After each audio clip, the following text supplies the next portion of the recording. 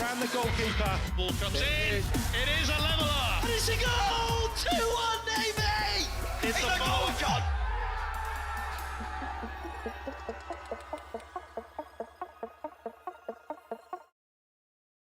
Hello and a warm welcome from the home of Bracknell Town as we get ready for the second instalment of this year's Women's Inter-Services football fixtures as the British Army take on the Royal Navy. Now, of course, last week we saw the Royal Air Force hoping to get off to a flying start as they took on the Royal Navy. The Royal Air Force, of course, defending champions. Let's remind ourselves of what happened in the opening game of the tournament.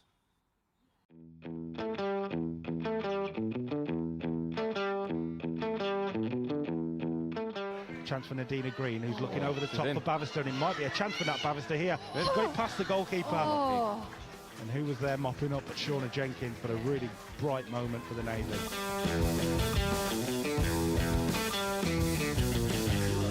Puts it on a plate for Lucy Farrow. And that's the opening that the RAF wanted. Yeah, fantastic finish by Farrow.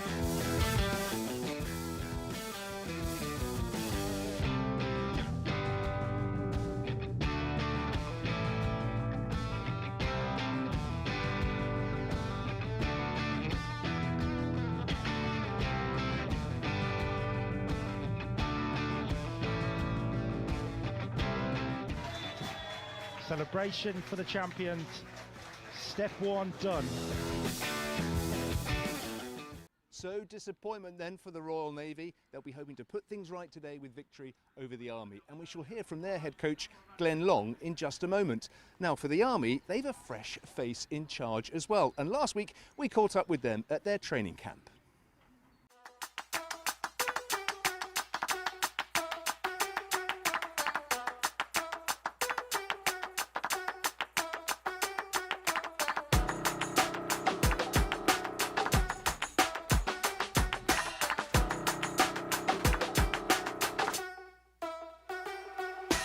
We're excited. We've been in the Southern County Cups this year. which, if I was really honest, I think I wasn't a big fan of, but I think actually coming through the season it's been really good, and the reason being is it gives us some really competitive fixtures. We're actually playing for points as opposed to just playing for friendlies. The last few years haven't been kind to the Army team in particular, and I suppose there's some real opportunities to make a statement this year. Yeah, I would agree. I think when you talk about it not being too kind, I would definitely agree. And the reason being, like, we haven't been good enough, and we talk about it with the girls quite a lot. That, and I've said it before in interviews. If you was to look at us foot races, we've been third for the last couple of seasons. But going into this, I think we've just got a bit of a different mindset. We're unpacking in services. We're not looking into services as a whole. We're more looking at ours 2 games. What's different this year? I think it's a togetherness. I think we've worked hard this season to make sure that we don't go into old habits, and I think the togetherness of the girls have been working hard throughout the county leagues, and I think we've got a real good structure and real good vibe around the camp. Navy first, what are you expecting from them? How do you beat the Navy? So we're expecting them to come at us when we play them on a Tuesday, but we're just going to focus on ourselves, be calm and play our game, and ultimately if we play our game, I'm confident that we'll come out with a result.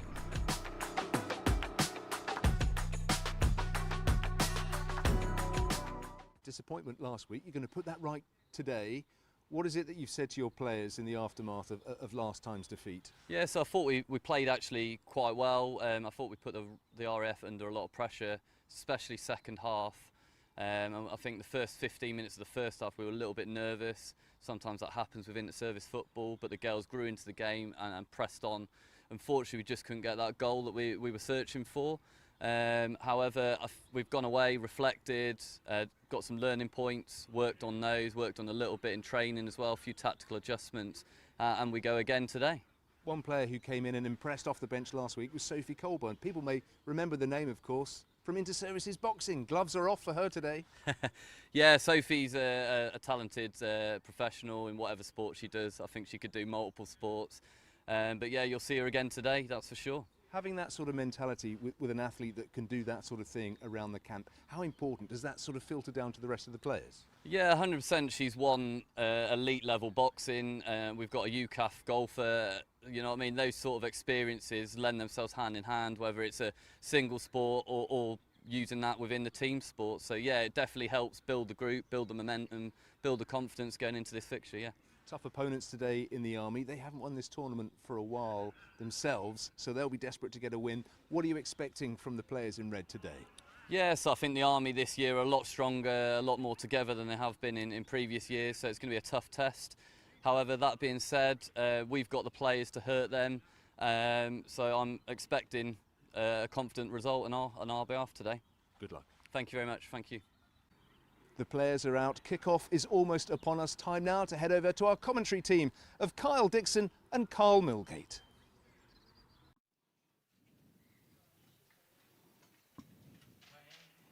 Thanks, Jules. Welcome to the SB Stadium, where we will see match day 2 of the Women's Inter-Services Championship.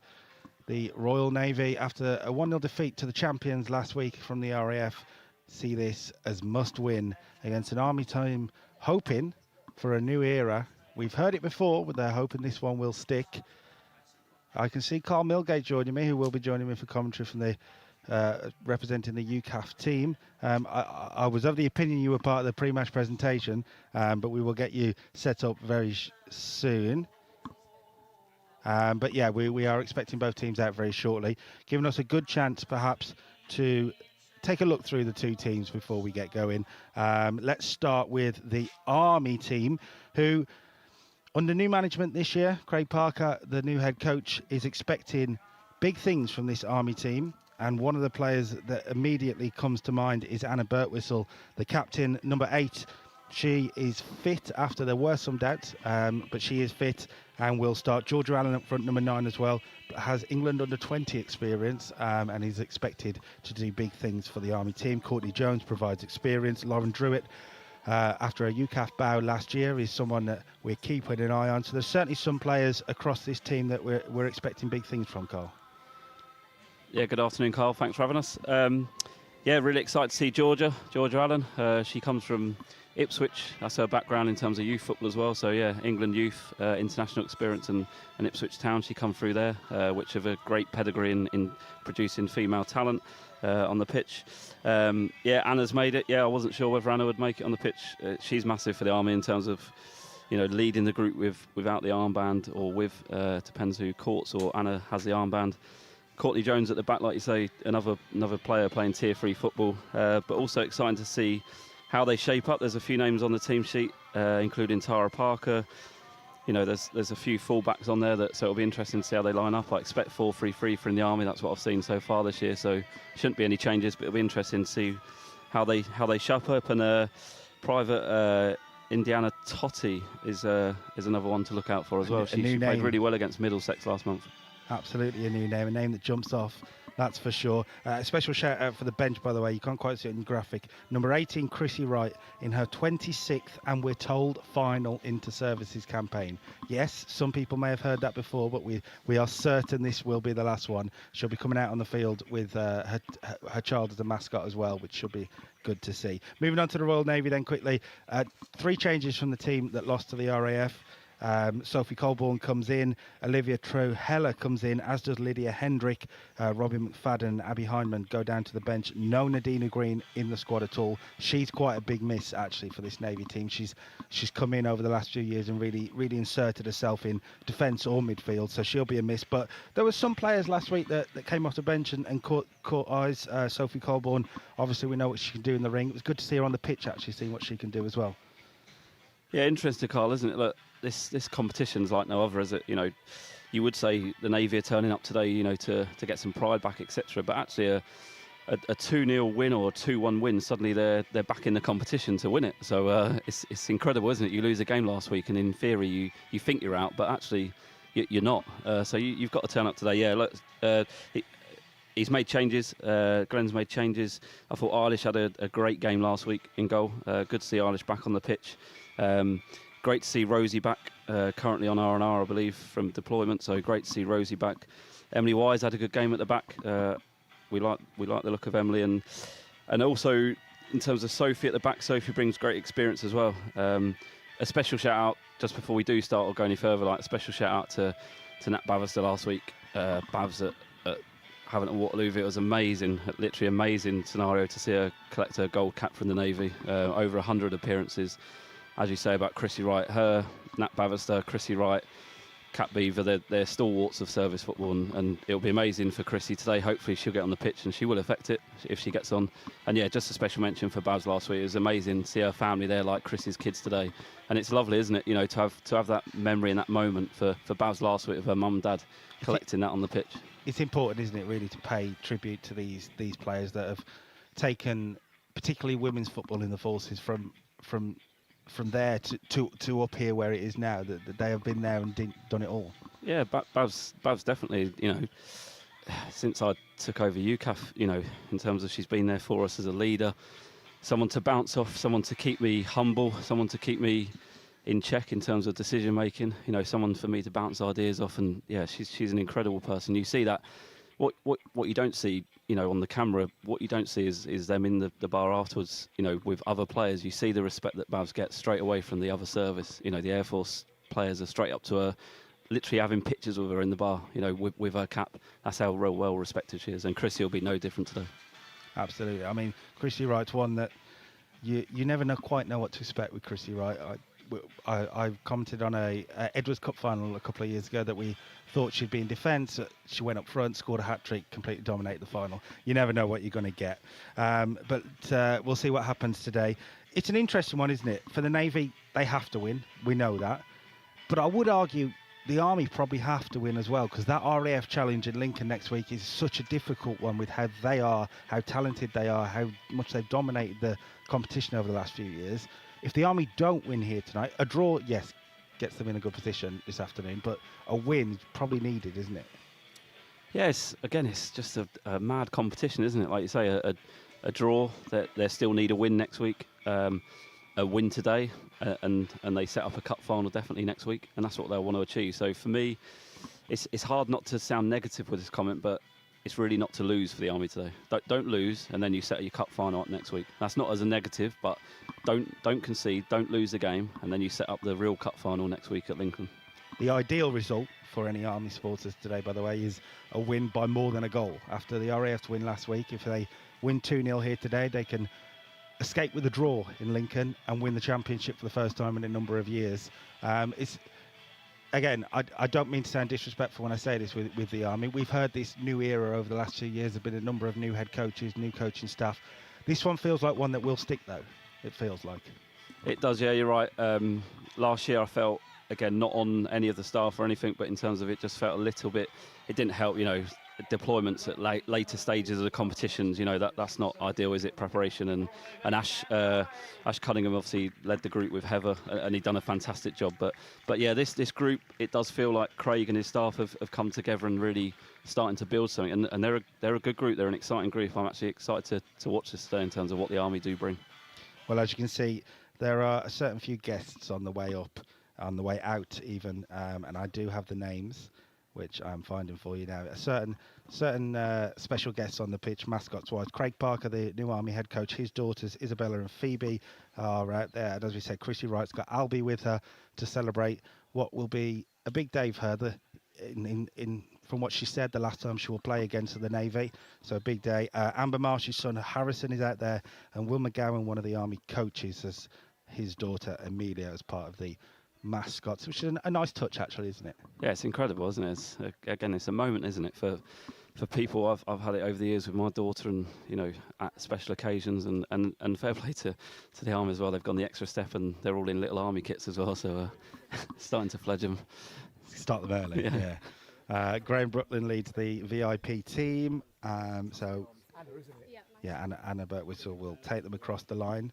SB Stadium here today, then, host of this game. We saw an under-23 inter-services game here last month that ended in late drama, as Keith Emerson's team won it in the very last 5 minutes or so. Who knows what will happen today? I think we've got two teams that are quite evenly matched, actually, in a lot of ways, and there's a chance, and I don't want to jinx it as the commentator, but there's a chance we might get some goals and a bit of a thriller today. We're hopeful.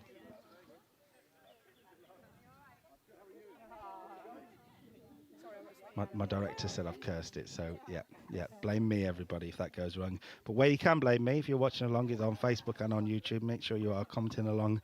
An afternoon kick-off for the inter-services, which is a bit of a rarity, but due to the change in location, for anyone wondering, this game was supposed to be played at the EBB Stadium, or the EB Stadium, in Aldershot, home of Aldershot Town, but due to worries around pitch and other issues, both Army games this week got moved, and I say both because we have the men's fixture tomorrow night, which will also be live right here on the BFBS Forces News YouTube channel. That one will be a title decider, so you don't want to miss that one, as the VIPs make their way across.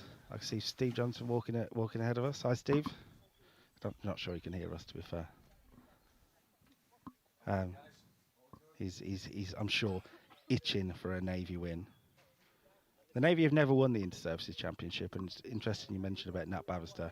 She's done absolutely everything. She's just that. She hasn't touched that trophy. She hasn't got her hands on that trophy. And if she ends her military footballing career having never done that, it's going to kind of feel like a bit of an injustice, really. Yeah, it would be. Having got to know her much closer the last few years with UCAF in terms of the trophies she's lifted for us over that time. The President's Cup obviously coming up and out in Belfast in November against the Irish. But yeah, no, it would be. But they're missing players again this year, which has hurt them, I think, every year to have the strongest team possible. I think we're just waiting for the national anthem.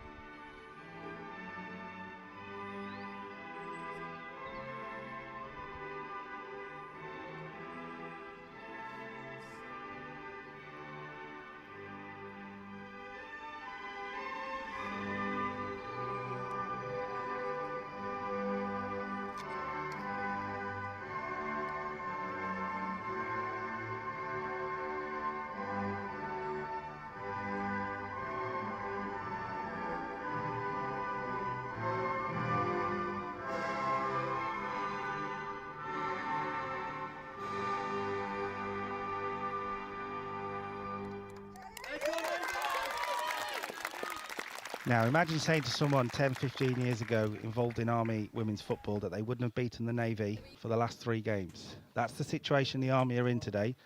The last 3 games between these two teams have ended in Navy success. I think a lot of Navy supporters will remember a night in Aldershot that's probably gone down in history with Jade Barrow, as she's now called, scoring a hat-trick.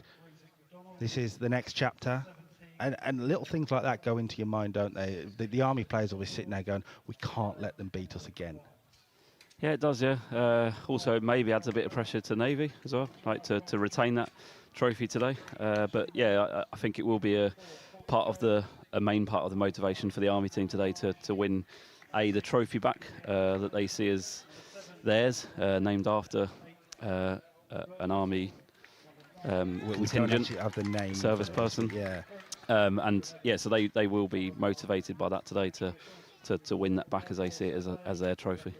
Well, if the Army are serious about a new era and this new project, first step today, home fixture. You always want to win your home fixture in the inter-services as well. There's a lot of VIPs, a lot of support for you. Interesting for the Navy today, I think will be led by Lydia Hendrick up front. She had a substitute appearance last week, didn't really manage to get involved in the game as much as she'd have probably liked off the bench, not enough time, but big day for her up front, I guess. Yeah, she came on and like I say, tried to impact. They were pushing at the end, weren't they, Carl, in terms of for the late equaliser. They did push. They gave the RAF some moments of worry, I think, towards the end. I did personally feel that they were pushing, but I still felt the RAF sort of had maybe another gear to sort of go up to if they needed to. And I felt they did see out the game quite well. I think speaking to the RAF, and I think that they are the first people to admit this, and I'm sure some of them are probably watching now as I say this, they probably weren't at 100% last week. They felt, like you said, they had another gear to get to, the RAF, and didn't quite put the game to bed where they felt they could have done, which is quite scary, I suppose, for the Army next week, that there is another gear to go. But they got the job done, got the win. The Navy have taken confidence from that, though. I think there were bits of the Navy performance to take positives from, and we'll see if they can grow on that today. It's gone eerily quiet around the SB stadiums. There's a tenseness to this one. As someone with an Air Force background yourself, I suppose you don't quite feel this rivalry between the Army Navy, but across all the forces sport, Army Navy in particular, there's just something passionate about it, I think. I can't put my finger on it. I don't know why. Quite comment to say the Air Force aren't as passionate about their games. No, absolutely not. I think pretty sure they are. The Air Force have got. Maybe it comes from the obviously the big rugby game. Maybe that's. I think that's what it comes from. Yeah. There's certainly a tenseness between these two teams. Respectful tenseness, I should say. Good to see Anna Birtwistle starting. Toby said that we wasn't quite sure if she would. I know she took quite a nasty knock in the Army's last game before the services. Yeah. I've seen a picture of a quite swollen ankle. Yeah. She was down at Middlesex with the team, but that was only 4 to 6 weeks ago. We saw her down there, and she was on crutches still at the time. So yeah, she's done well to get on the pitch today. But that typifies their service spirit, but also Anna, like she's an absolute warrior. Do you know what I mean? In terms of she'd have done everything she could to get on the pitch today. She wouldn't have put that over, her own personal selfishness. If she weren't fit, she wouldn't have put herself forward. But yeah, she'd have done absolutely everything to get on the pitch today. She's a very, very proud service person. She's quite an interesting one, really, because we've seen what she can do in other Army games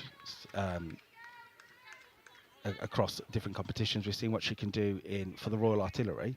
Maybe quite into services level, she hasn't quite managed to get the success she's wanting to get.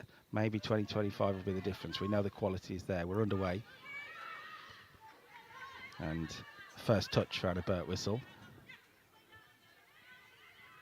We are sat in quite an awkward position with the commentary, but there is a monitor, luckily, just to our right, so we can survive off. Early touch for Lauren Druitt. Someone who you gave her first UCAF cap to last year and has certainly sort of found her way into this Army defence, hasn't she, Lauren Druitt? Yeah, she done well. She came to Belfast with us. Early pressure from the Army here. Yeah, it's a poor cross from Tara. Really. It's touched for Tara Parker again. Ball in towards the back post. And, Eilish Brogan got something on it. Not quite convincing, though.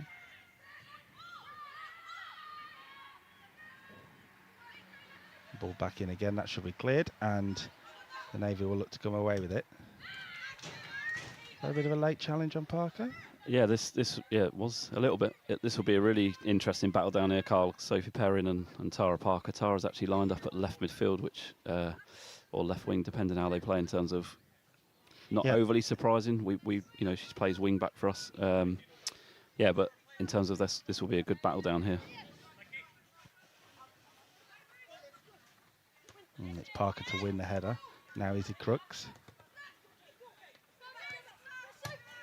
Just trying to figure out exactly how the Navy have lined up. It certainly seems more of a central position for Nat Bavister than we usually see her. Yeah, it looks like early stages, although they're under pressure, it looks like they've gone to a back four with Baz moving into midfield at the moment. Crooks with a good touch and turn. Now Burt Whistle. Looking inside. Allen, what a spin that is from Georgia Allen, and couldn't get the shot away. Just a little sign of what she can do with that really clever touch.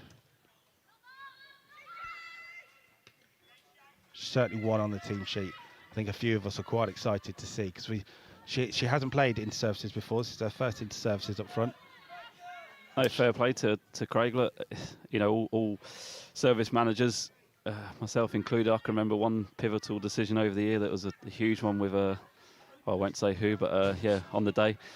And yeah, look, it's big decisions, isn't it? Like they haven't seen much of her all year, Georgia Allen, because of training. Obviously, she's coming through a sort of phase 2-3 training, but her pedigree and her background says that she's good enough to start this game, and she goes straight in. And look, you know what it's like when you get together in a training camp. Players know players, don't they? If she turns up with quality and shows it in training, you're in straight away. Like, players aren't stupid. Well, I mean, the Army have certainly played the game to peek behind the camera, peek behind the curtain a little bit. We get sent bios to give us more information on the players, etc., and they go into the program. And Georgia Allen's bio talks about how she likes to read, she likes to run, mentions nothing about England under-20 experience, which we have found out since. Certainly playing the game, the Army there. Navy then with a chance with a throw. And they want a corner. They're going to get a corner. It was Rosie McDonald who was challenging in there.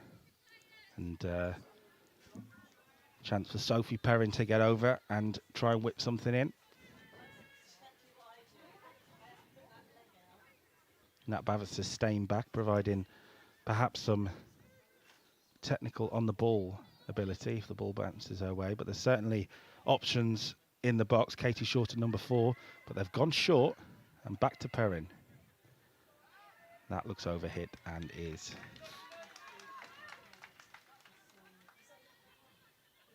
Katie Short is certainly going to be a threat in the box.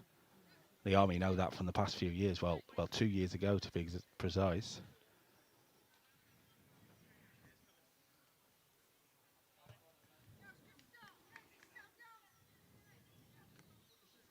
In goal for the Army today, number 1, Nicole Gare.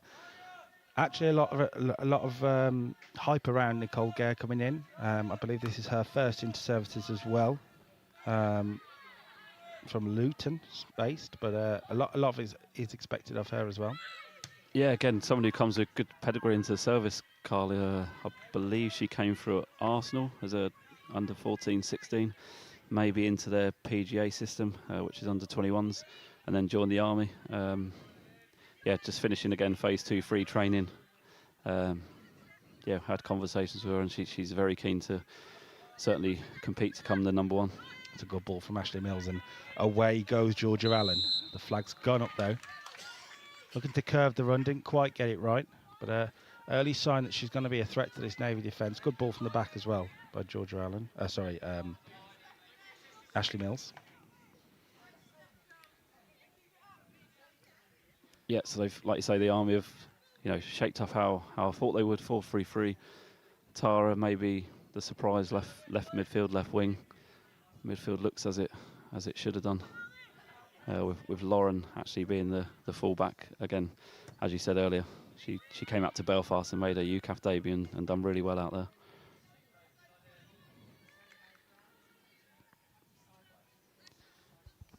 Izzy Crooks lines up in that number 10 role, number 10 on her back. Huge Man City fan. And someone who I know is well liked in this Army setup, certainly popular amongst the team, is Courtney Jones. And now Amber Marsh, and back to the keeper.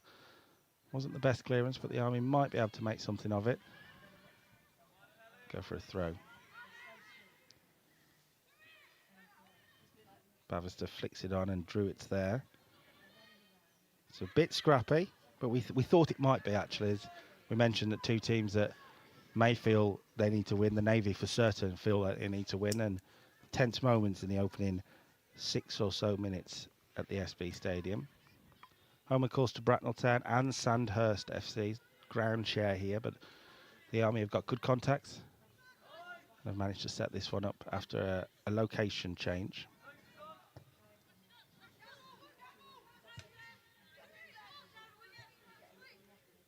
Shorter's in there, always going to win that battle. Finding Bavister. Flicks it round the corner, but there's Indiana Totti getting stuck in the midfield. Certainly one from a UK Armed Forces perspective, if she can impress you today. The Forces are blessed with really good midfielders, aren't they? Yes, the whole group, Carl, it's incredible. You know it, you see it. I say to people, there's literally 30 plus names that we can select from that are literally playing a good level, competing into service, female football. And Totti being new to this group, and yeah, she impressed me at Middlesex last month. I went to watch. Impressed me there, and she started well today. She's calmness on the ball. Georgia trying to get through again. Good one too with Birtwistle, wasn't it? It'll be a really interesting battle in midfield, as you say about midfielders for UK Armed Forces, but you got Totti in there, you got Anna in there, you got Izzy Crooks, who came to Belfast with us for the first time, made her debut. Them three versus Bavs, Katie Shorter and Kate Bowden. That's a real battle. One to watch. Second balls. On the subject of midfield, there's a chance for us to give our best to Hannah Hale, who unfortunately went off injured last week in Havant. No real update on her future time on the pitch, is the best way to say it, and when she'll be back playing, but we do wish her all the best, and hopefully we'll see her back out playing sooner rather than later. Army throw then. Sent forward by Mills, but it'll be another opportunity.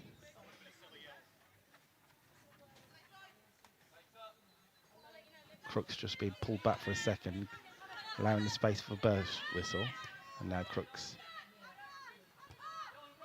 A loose pass though by the number 10, and away come the Navy for a second. Amber Marsh did well though.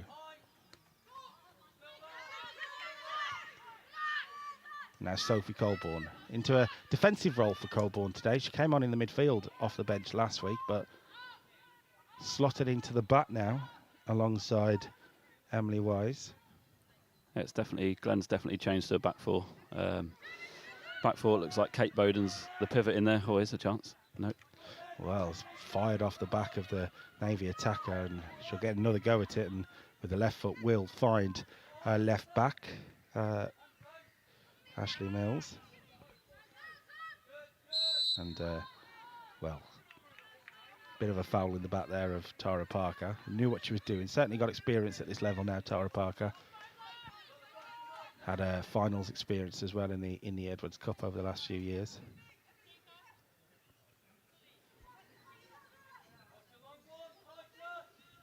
Courtney Jones then sends it forward. It's been flicked on, and possibility now. Good spin there, and that's looking for Parker. And the flag's gone up again, and just those little moments at the moment in both boxes, actually, not quite sticking, but a good spin by Shannon Bradley originally.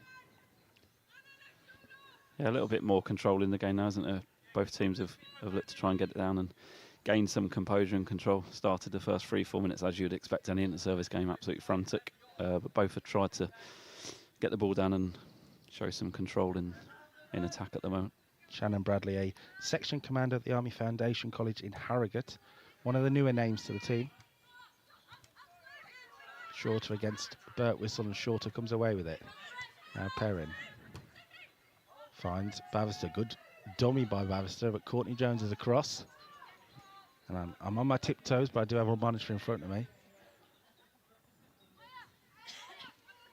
Be an Army throw though. Becky Mason says, come on. Well, she said Dizzy Crooks, so I'm going to read it as a quote, but if you're watching this back, Izzy, I promise you that wasn't me. It is a nickname, I believe. No, I know. In fact, Craig Parker, when I was double-checking spellings for team sheets and graphics, said, please put Dizzy Crooks on the graphics. We didn't, Izzy, we didn't. Jessica Mills says, come on, the Army. Mills family behind you all. Nadina Green's watching, saying, let's go Navy. We would have liked to have seen Nadina Green out on the pitch today, but I'm glad to see she's watching. Yeah, both of miss. Just saw Kelsey Miller walking across the pitch as well before, Carl. Again, both players have been with us in Belfast, and both be misses today. Kelsey different to Nadina, obviously, in terms of why she's not here. But yeah, Kelsey's slightly longer term injury, unavailable. But both definitely a miss today that would definitely compete to start in the Navy team today. So unfortunately have to do without them. You can only work with the players you've got at your camp. That's what Glenn Long has had to do. And that might fall for Tara Parker. The Army have certainly shown they've got a bit of a threat going forward. It's about putting it all together now. Bradley into Courtney Jones, who we certainly know can provide the killer pass. Wide now for Ashley Mills. Mills lofts it forward. Just important header in there, I think, by Emily Wise.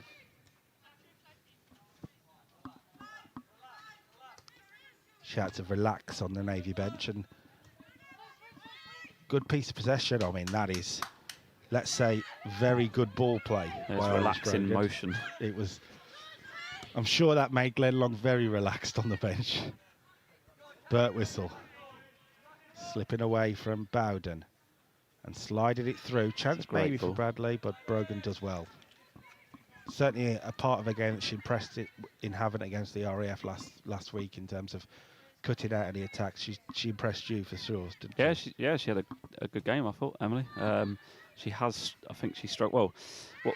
Another shout out for reservists when it's across the services. Like, again, we've had a few now, haven't we, over the years? Carl make UK Forces debuts and play for us. It's another great side. She's not going to get there. And yeah, Emily is a naval reservist up in Scotland. Plays for Dunfermline in the Scottish regional leagues. So yeah, again, comes with good background, you know, in terms of like approximately third tier of Scottish football. And yeah, she had a good game last week. It's interesting, actually, you mentioned about the Scottish leagues. I think there's a couple of players across the forces. I know Abby Hayes, and I think there's another player in the RAF team who play up in Scotland. I'm not quite sure what's been given here, by the way. It's going to be an Army free kick. Was the long pass cut out, and has he given a back pass, has he? In fact, I think he has given a back pass. That's an interesting decision by the match official from the RAF, Gavin Anderson. So it'll be an indirect free kick here. And a chance maybe for the Army to do something with it. Izzy Crooks is standing over it. I can see Georgia Allen ready to set. You don't get many opportunities given to you like that, so the Army will be keen to take advantage. There's a big Navy wall, though, just on the edge of the penalty area, inside it.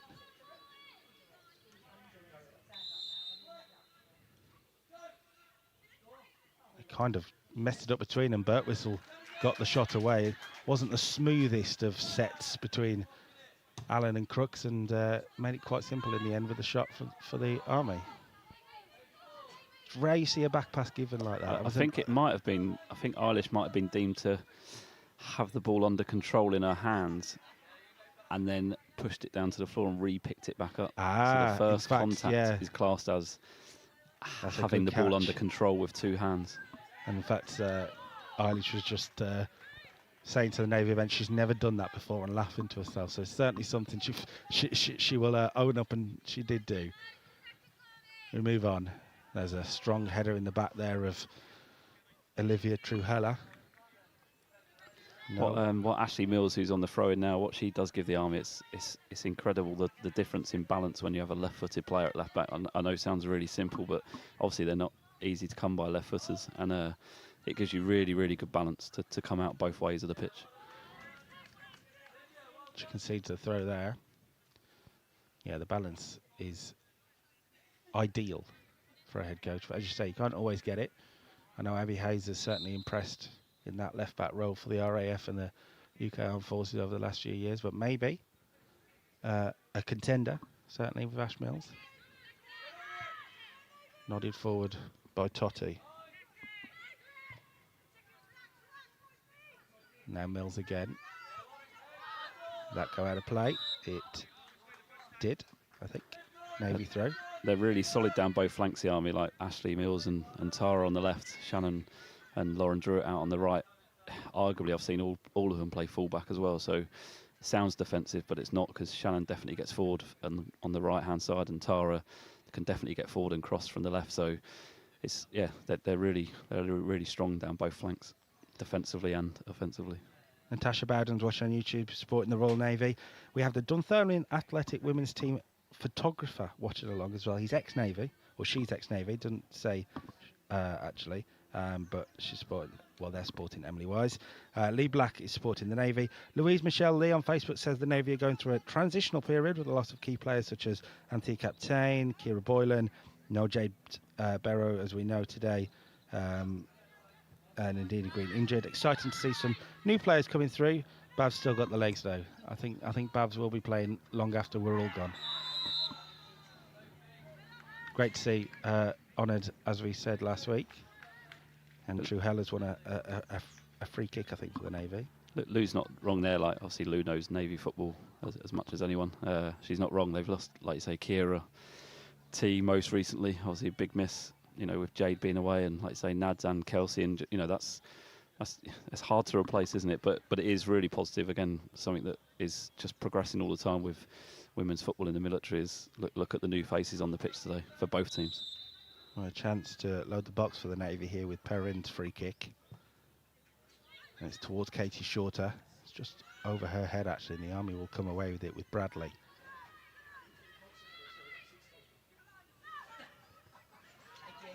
Couldn't find Crooks and was blocked away, and now the Army get back in control with Courtney Jones. Space to manoeuvre and find a pass, and Allen is definitely onside there. The touch. It's a great touch. Gets away from Perrin, and now Georgia Allen looks to slide it in. It's cut out by Wise. And the Navy think that's a foul. It was by Ash Mills on True Heller. True Heller, of course, the UK Armed Forces golf captain, by the way, which is just amazing to see. We mentioned it last week and haven't. Amazing to see players doing different sports, multiple sports, and succeeding at them as well. Incredible. I did hear that last week, and then you had obviously Georgie from the RF playing inter-service hockey. Yeah, the same day. There is an Army player I've written down in my notes that also plays inter-services hockey. I believe she may have got player of the tournament last week. Carr. I'm talking about Gabby Collette, who unfortunately isn't in the squad for the Army today, but she was involved in Army football overall. But yeah, was involved and won the Inter-Services Hockey Championship last week. She done similar, Carr, last November in Belfast. Done the same. She had to fly back that evening of the games because she had hockey the next day as well. So just shows what level, you know, these athletes, service people, soldiers, sailors. It's also a mindset, isn't it? You can succeed at one sport and succeed at another. A lot of it is mindset at the top of the game. Jones will clear the lines, and the Navy just boxed the Army in a little bit here. And that will be a Navy throw. So 20 or so minutes into the game, haven't really had that chance yet, that highlight to open this up. It is bitty, it is nervy. Is Bavister to Bowden. In the wrong way, really, and runs into trouble. Now Parker can find Izzy Crooks, and she releases Georgia Allen. The first time she's got some real space to work into now, the number 9. It's a ball into the penalty area. Shannon Bradley looking to spin, and it's cut out by Sophie Colborne in there. I mean, on the counter, Georgia Allen's looking to spin and get in every time, isn't she? Certainly seems to be the threat for the team in red.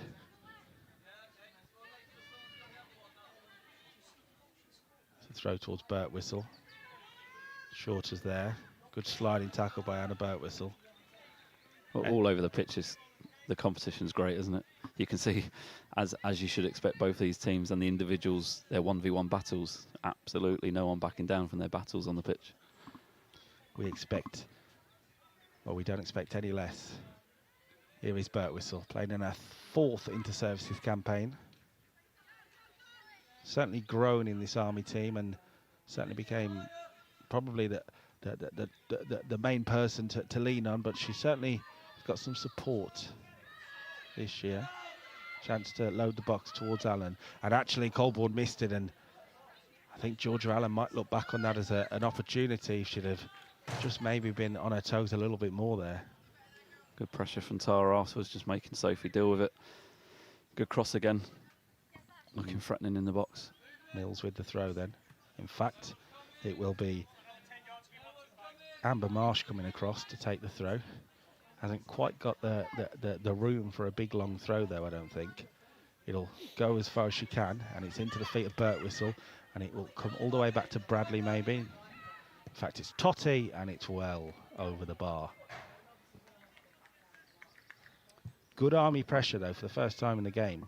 Yeah, a bit of sustained pressure comes from the counter with Georgia Allen trying to get in behind, and it's refreshing, you know, Carl. It's obviously that's similar to Jade Barrow for us in the Navy in terms of what they offer. A lot of times now, it's just the way football's gone, isn't it, in terms of playing to feet and wanting to drop into pockets and receive to get on the half term. Actually, it's refreshing to see someone who just wants to be threatening in behind and be aggressive with their runs, and it's hard. It's more of hard to come by these days because everyone wants to drop and get it to feet. Got some notable names in the YouTube comments at the moment. I see Anthea Captain supporting the Navy, Heather Mearns supporting the Army. Yasmin Mills says, let's go Army. More support for the Navy as well. A lot of support for the Navy actually today, which is good to see. But if you are sat there of an Army persuasion and watching along, don't let the Navy hog the comments. Great to see T. Obviously, again, no doubt gripping the TV or laptop, whatever she's watching on, and probably making every tackle as well, knowing T. Birtwistle's ball through has to be dealt with by Wise. Isn't really. Shannon Bradley's turned. And it's a good, strong sliding tackle there from Ellie Naylor. Just bailed the Navy out for a moment. This Army pressure is just taking it up a notch at the moment. Now Lauren Druitt. Asking a lot of Bradley. Again, shorter. But it's Crooks now. Everything's falling away of the Army at the moment. Totty whips it in. Chance for Allen to spin, and it will surely be offside, I'd have thought, against Tara Parker, but the flag stayed down, and that will go down as a missed opportunity and a good save for Eilish Brogan. Yeah, like I say, I thought she was excellent last week, Eilish. Came in early in her career with us, and then she's been on, obviously, career progression, etc. the last few years, but yeah, she's come back fitter, stronger, and looked really, really sharp last week. True Heller looks forward. Courtney Jones deals with it. And Gare with another opportunity to get a kick away. The control wasn't maybe what she was looking for originally. She's searched wide for Druitt. Playing in that full-back role. We usually see her in the centre-back role on Druitt, but I'm assuming it's a position she can play quite comfortably. Yeah, I've seen her play central midfield for the Army as well. So yep, another one to Georgia Allen. Very direct, running in behind Tara. Tara Parker might get there, you know. Tara Parker away from the keeper, who's stuck in, and it's gone wide from Tara Parker. That was a big opportunity. And Shannon Bradley just on her haunches, was hoping for a pass, I think. She really did want the ball from Tara, yes. Super play though from the Army from the back, working it across, drew it into Jones, finding a bit of space for, but that's been given away to Georgia Allen though. Brilliant save by Brogan, and now Bradley saved again by Brogan, and the Army have had a couple of big chances in the game there. What are the Navy doing at the back to give it away, by the way? And that might open things up. McDonnell towards Bowden, cut out by Crooks, and now Druitt comes forward. In fact, it's bounced away for a throw.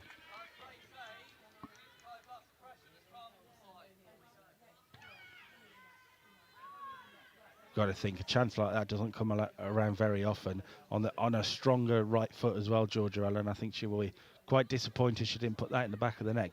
Give credit to Eilish Brogan though. I won't comment anymore how well she done last week. Yeah. Cursed her a little bit, Carl. It's Shorter wins it off Birtwistle and plays in that Bavister potentially. It's cut out well though. I think that was Totti. He's just going about her business quite well in the Army midfield. And now Parker. Back to Mills.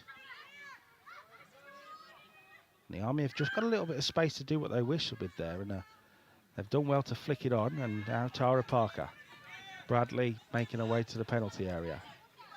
And Parker will win a corner. I think the Army will be quite pleased with how things are going at the moment. They've certainly, over the last 5 minutes, been the better team. Yeah, they're looking to build very quickly, aren't they? In a counter-attack, or even to go quite purposefully direct. And I don't mean that in terms of just a long, hopeful pass. It's purposeful into Georgia or into Tara. Shannon out on the right, so it's purposeful play, but they're being very direct and aggressive with their play. Birtwistle comes over to take the corner then. And it's in there towards Allen, headed away by Shorter. Bounced off Drew Heller, and Shorter will lead the break. What can the Navy do from here? Hendrick is looking to find something of a bit of space, but he'll go to True Heller again, and that's a bit wasteful, not on the same wavelength with Hendrick, who will force it all the way. Well done all round. Chance to go through some comments then. Ash Cunningham's watching. Good to see Ash. Come on, Army. Great to see some new faces making the team. Great competitive game. Andy Berry says, hope to see my daughter on today. Caitlin Berry for the Royal Navy. She's on the bench, number 18, so one to watch. More support from Taylor McGlashan for the Navy. More support from the Army. Good to see Demi Edwards watching on Facebook as well, by the way. Georgia Allen goal coming, she says. Good to see Demi watching, and looking forward to seeing her eventually come back out onto the pitch as well when the time is right. And Demi, I'm putting this out there, by the way. If you are missing military football that much and you want to get involved on this side of it, I'm sure Carl wouldn't mind handing over the microphone.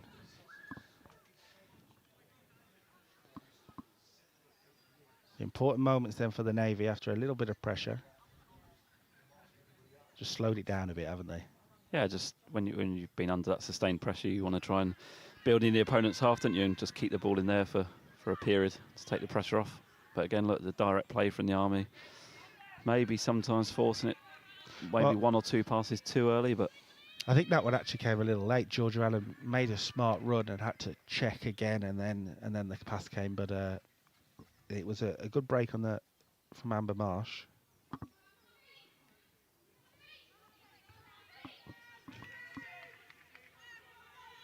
Just approaching the half-hour mark. It's the Army who've had the better chances. They haven't been able to beat Irish Brogan so far. Chance for Drew to deliver the throw. And finds Totti. Drew it again.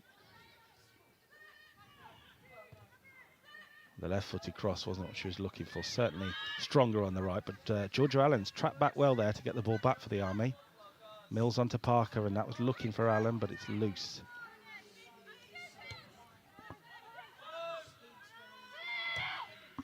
Brogan's clearance. Marsh gets there first. Now Bradley.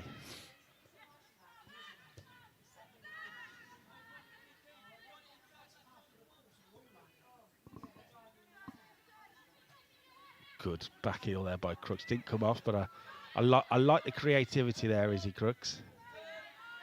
Now Bowden. Asking a lot there. And there was a pass actually to the left to the dangerous Rosie McDonnell on. She didn't get it. Now Courtney Jones. Into Totti.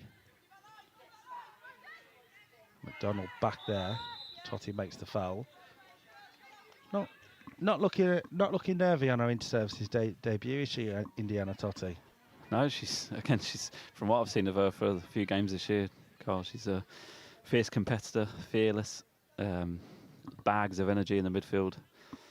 Maybe you need to control her now and again in terms of that energy, you know, to not lose structure. But no, yeah, fearless, fierce competitor. Looks to get on the ball, looks to make things happen as per Izzy in there as well. In a different way to Anna, who's slightly more maybe composed on the ball. From the infantry, Indiana Totti, based in Northamptonshire. Now Bradley should get there, and does. And now Burt Whistle is getting a lot more space than I imagine the Navy would give her. And that's what Another she great can ball do. from Anna. Georgia Allen, that's asking the ball to Parker, and Perrin had to get there and did.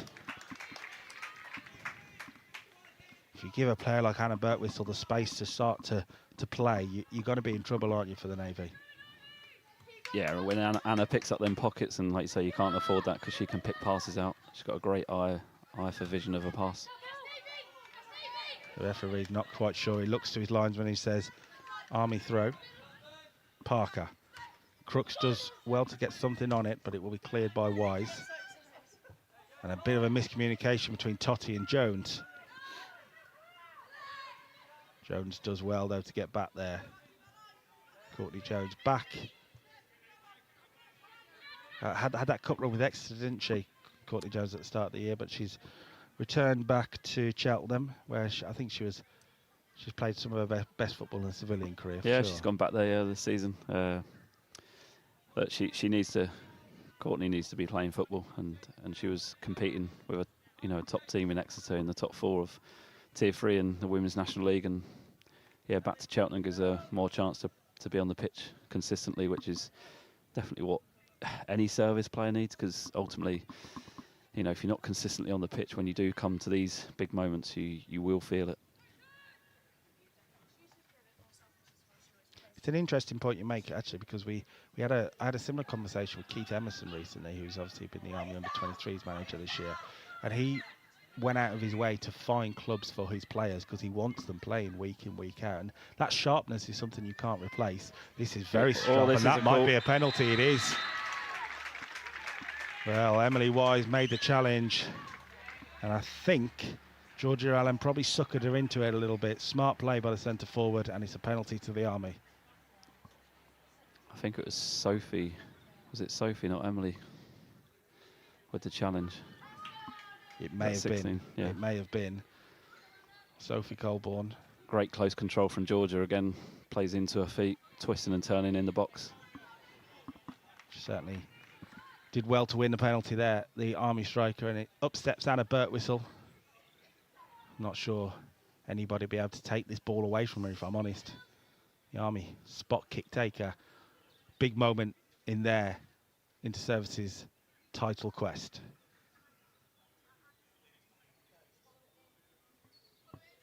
Birtwistle against Brogan. And she buries it, Anna Birtwistle. Eilish Brogan did her best, couldn't get anywhere near the power from Anna Birtwistle. Big celebration from the Army substitutes in front of us and on the pitch.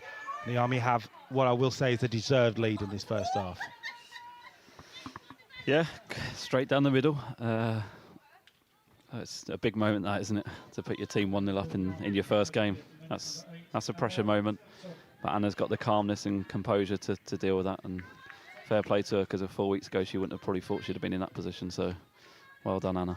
There's certainly a player the Army rely on. It's Anna Birtwistle. She stepped up, showed the composure, and they lead by a 1-0. And the Royal Navy have a big job to do to keep their title hopes alive. Bowden will look towards McDonnell.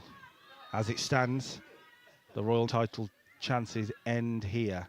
They need a win to keep it alive after a 1-0 loss to the RAF last week. For the Army, who, as I mentioned earlier, the perfect result is to win by more than a goal. The timing of that goal as well, before half-time, might give them confidence in the second half to push on.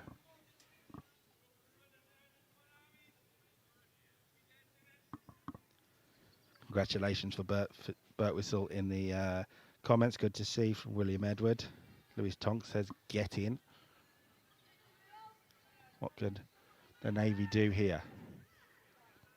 I think Lauren Druitt's just stayed down here. I think she took a little knock on the ankle. Looks like a painful one.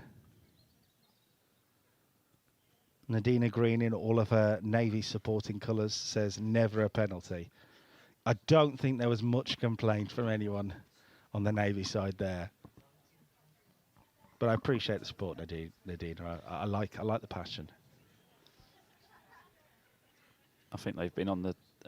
my memory recalls a penalty at Temeraire at the Victory Ground a couple of years ago against the RF, I believe. They came out after half-time and conceded an early penalty, I think, in a very close game at the time. I remember Cat Beaver put one away, yeah. It made it 1-0, so similar situation there. It looked like there was contact, put it that way, from where we are. Chance maybe, but cut out well by Ash Mills, and a bit of space for her to bring Anna Birtwistle into the game, and away goes Tara Parker. You can see the game plan, and it's working for the Army. 2 players into the penalty area. One of them's Izzy Crooks. It'll fall for Georgia Allen. Maybe a chance for 2-0 here. And it's taken. Georgia Allen scores. Brogan got a touch, but couldn't get anywhere near it. And the Army are in cruise control at the moment. And if we talk about the penalty being a big moment in the inter-services title race, that's even bigger, because that puts them in pole position. A connection from Anna. Again, a great forward pass, as we know she can do. You can't give her that time in there. She'll pick out the forward pass. Tara making the aggressive run, and Georgia on her left foot there, turning in the box to finish. What a debut! Well, inter-service debut for her. She certainly looked bright. She's got a goal to show for it. I mentioned she might have been disappointed with the chance she had earlier. She did really well there onto her left foot. Brogan got a touch. Might feel like she could have kept it out, but it went in off the post. And the Army, with a quick fire double, have put the championship race in their hands at the moment. I'm sure Perks and the RAF team are watching on, saying to me, look, we're confident. I get that, but as it stands, this is the result the Army desperately want out of this. Shorter, looking to change that, and that's in behind towards Hendrick. And a smart play, actually, from Nicole Gare, getting down and to get the ball. Ellie Bishop, who I'm assuming is the Ellie Bishop that used to play for the Royal Navy, says, take the pen, she had something in her eye.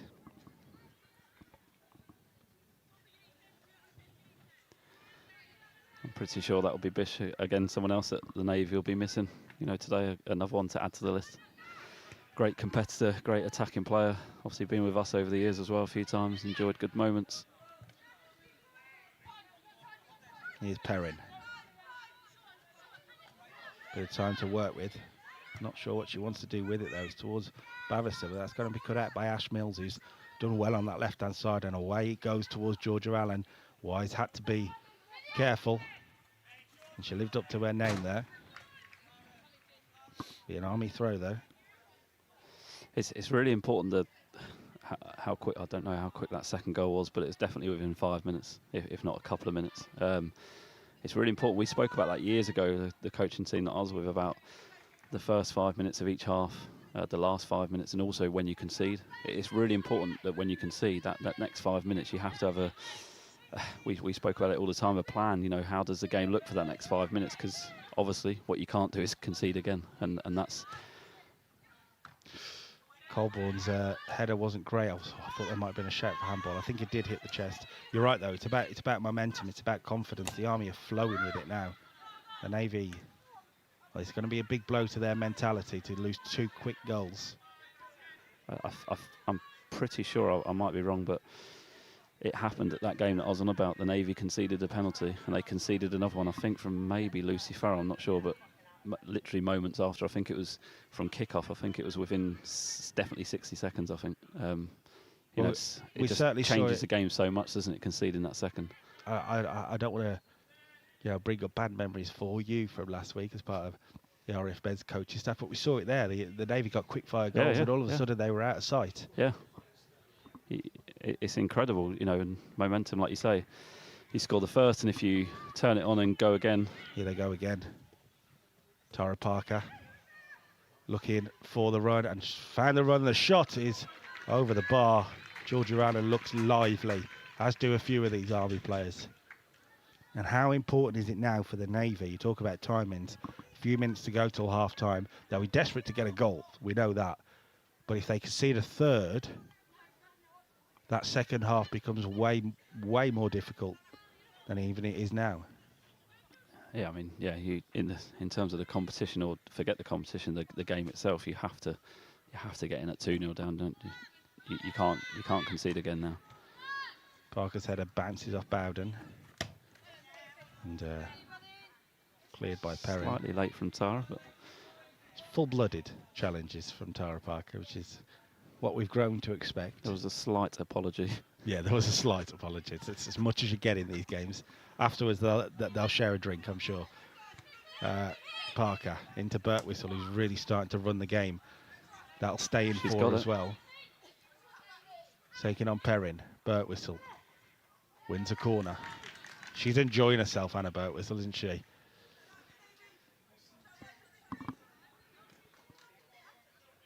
Support for the Army now on YouTube, which is good to see. Army team are smashing it at the moment. Girls are on fire today, says Becky Mason. The Army have certainly been impressive in this first half. They've got the 2 goals to show for it. They're looking for a third from the corner. Birtwistle whips it in. Courtney Jones rise, but it was Shorter who was there. Drew it now. Chance for Totti, maybe. Good. Important challenge there. Still alive, but the Navy will clear. For the Navy, their key players.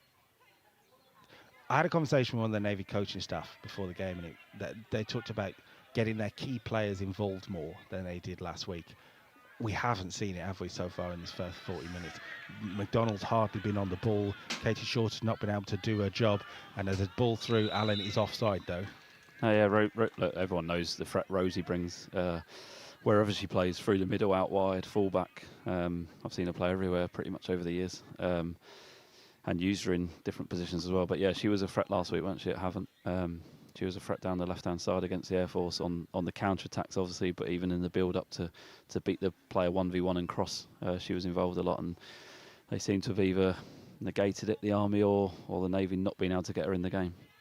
I mean, give credit to Lauren Druitt, has kept her quiet for sure so far, but I feel like I haven't said her name much, and that's quite a rarity when Rosie McDonald plays. Yeah, and I'm sure that would have been in, like you say, Craig Parker, the Army manager's selection today, and I'm sure that would have been in his mind in terms of, if Rosie was available, then how to deal with her. So I'm sure that's come into selection as well. Lauren's a fierce, combative player that will not back down from 1v1s. Here's Bowden looking for McDonald. Quickly Again, putting there, pressure on there, so Rosie can't gain any control. And the Army come away with it. Here's Amber Marsh. Back to give Nicole Gare a touch. The Army then 2-0 up. Got the result they wanted so far. Here's Shannon Bradley, who's certainly shown that she's got a bit of attacking flair about her. Courtney Jones back to Amber Marsh, and the Army will be quite happy keeping it there as half-time approaches. It should be mentioned, obviously, the Army, this is their first inter-services game. The Navy did play last week, and obviously the minutes to the legs and stuff like that will take a toll. That's ball through to Georgia Allen, who's in here. Chance for a third for the Army with Georgia Allen. It'll come back for Izzy Crooks. Crooks' shot. It's just wide. There was a slip in there by Colborne, who looked very impressive in midfield last year, but last week.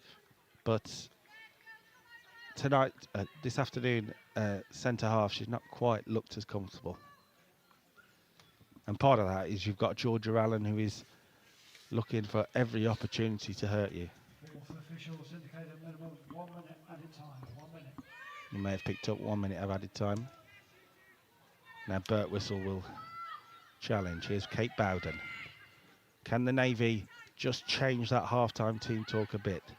Not if Ash Mills has got anything to do about it. Mills, it'll bounce around in the box. Good shout by Eilish Brogan there. Took charge of the situation.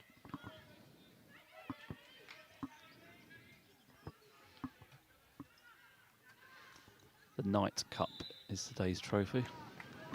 Well, the Knight Cup seems to be on its way back to the Army. And you mentioned earlier, this is a fixture that they haven't had the most joy out of over the last few years.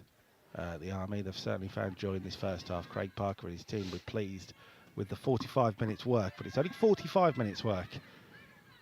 A lot can change in inter-services sport. For the Army, though, that is a strong 45 minutes. The strongest 45 minutes we've seen probably from the Army women in a number of years. Georgia Allen impressing, getting herself a goal. Anna Birtwistle's all-important penalty opened the scoring. The Navy have got a job to do in this second half, and I'm looking around at them, and confidence is going to be key. This Army team look really confident. Yeah, they've done in the build-up games I've seen, Carl, to be honest. Like, that's why I generally was excited to see him today. It's you say a new group, it is a fresh group of players, you know, new ones involved, old stalwarts as well, you know, great leaders in Anna and Courtney Jones. And yeah, they've got the bit between their teeth today, it looks like, doesn't it? Navy started well. It was a fierce, you know, competitive start to the game, transitional as you'd expect in inter-service football. And Navy had a couple of moments where they nearly nicked one off Nicole in goal on an early press, and should have nicked one. But since then, it's probably been definitely the Army with the better of the half. And if we're talking goal-scoring opportunities, it's been one-way traffic in that first half. Alice Brogan's had a lot more work to do than Nicole Gare, and that has to change in the second half if the Navy are going to keep their championship hopes alive. They are 2-0 down. They have to win. This is perfect so far for the Army. We'll see what the second half has to bring. We've got halftime content coming up for you. We'll have a preview of the Inter-Services Boxing Championship, which comes to you live on Thursday evening. A check-in with the Army team, the champions, ahead of that one. We'll also have highlights from last week's game in Havant coming your way, and then we'll be back with the second half. All going well for the Army. Let's see what happens in the second half.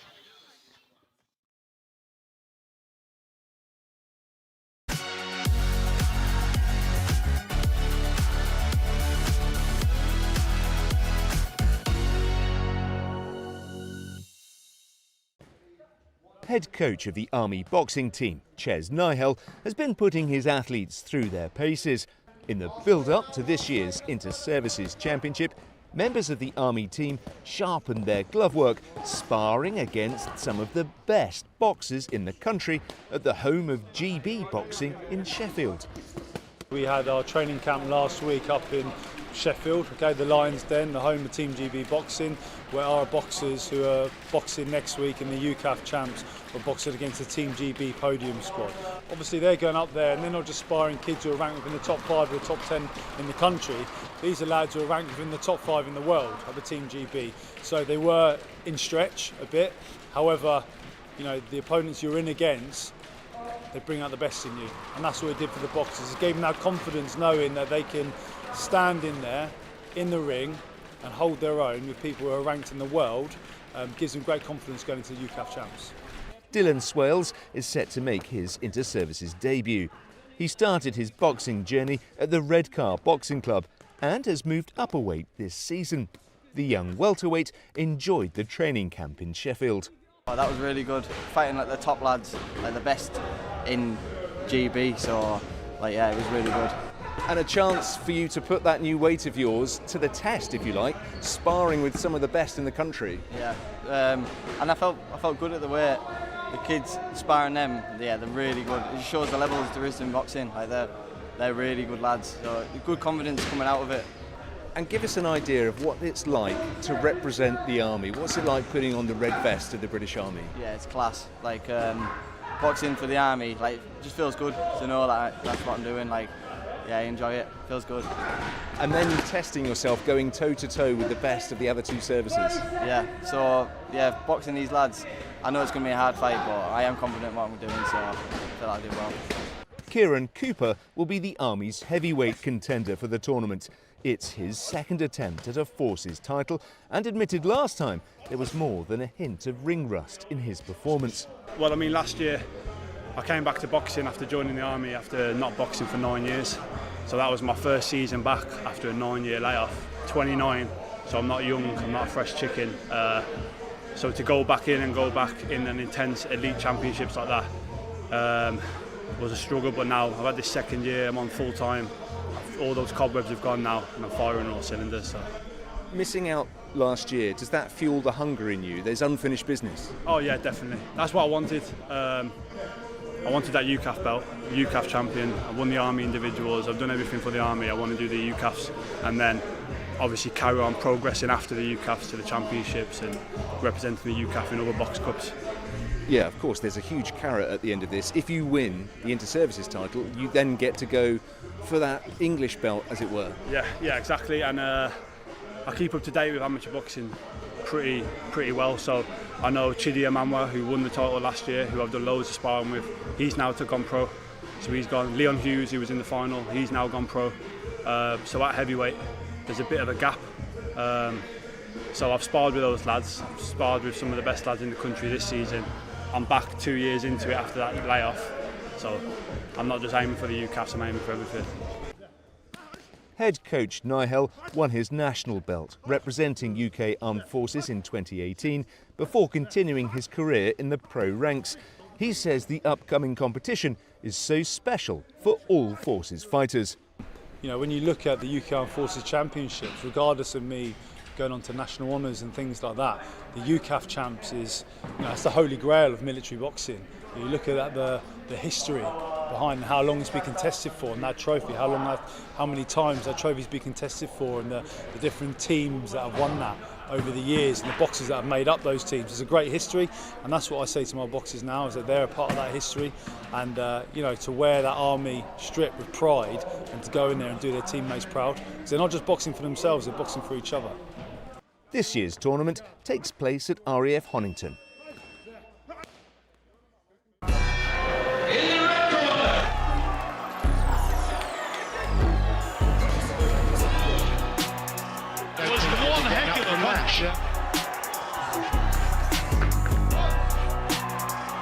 Oh, she's got her down. Is a winner.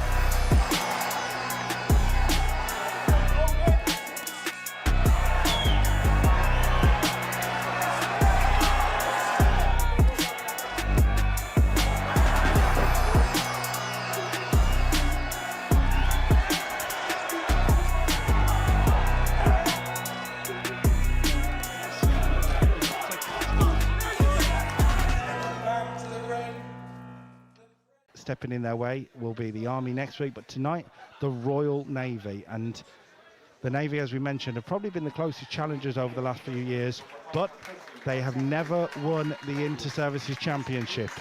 Why not 2025? That's what Nat Bavister, the Navy captain, and her players will be saying. Why not this year? The players have made their way out, as you can see. That's the trophy they'll be looking for.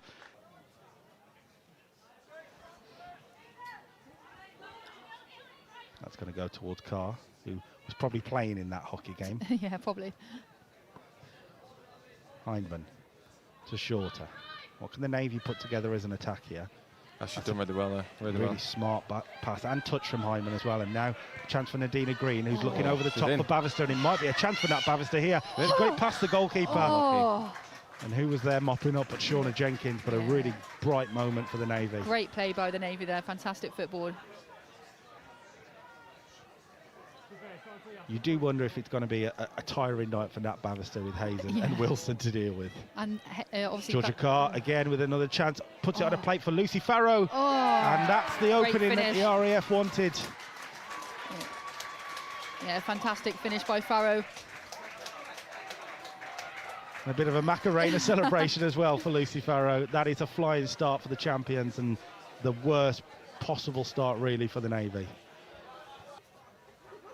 Nat Bavister with a strong challenge. She did well then, just trying to turn her. Babs read it beautifully. They've probably gone through that scenario 100 times in UCAF training. Jenkins to Beaver. And Beaver's pass asked a lot, and McDonald will get there. And this is a chance maybe for the Royal Navy. McDonald, there's a pass to the back post if she can find it. She's in fact gone across the goal, and it will be cleared by Jenkins. And it's those moments, isn't it, for the Navy that they do have to take more advantage of, because when you get Lucy Farrow on the break, it's dangerous. Jenkins has gone forward too. Here she is, Shauna Jenkins. I can see Wilson at the back post with a lot of space. Oh, great. Oh. Now Bavister tracking back, had well to done, get Babs. there. But that from Jenkins there, you know, she's at one end, she's sorted it out, and then she's gone the other end to try to score. Well, there's still a long way to go in the second half. That clearance will find Shorter, and a bit of a risky one too, but the Navy will call it composure. Hindman. Oh. And the scrappy end to the first half probably sums it up in a lot of ways. The Navy have made it a fight, but they do go in a goal down, and once again, it's Lucy Farrow getting a goal. It's a big second half on the way in the opening match of the Inter-Services Championship. So far, so good for the champions.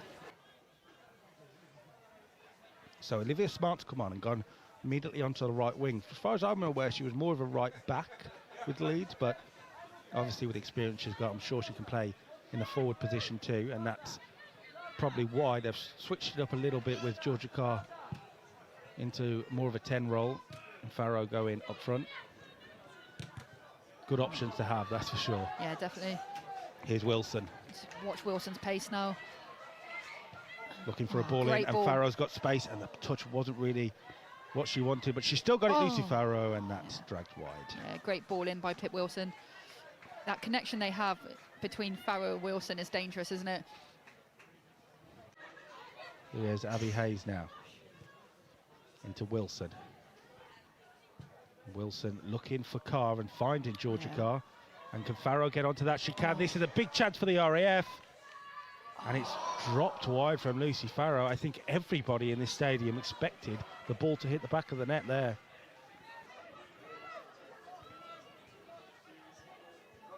Two players who, of course, also play their civilian football on the same team at Shrewsbury Town and have had their own FA Cup hijinks. A chance for Sophie Colborne, by the way. It'll be an RAF throw then, deep in their own half. Bavister into Shorter. Brings in Bowden. A bit of space for Kate Bowden. I'm not sure she knew what to do with it though. She wins the tackle though, and Bavister gets it back. The Navy need to try and put a move together here. It's up for Hendrick to try and win a header. It'll bounce around.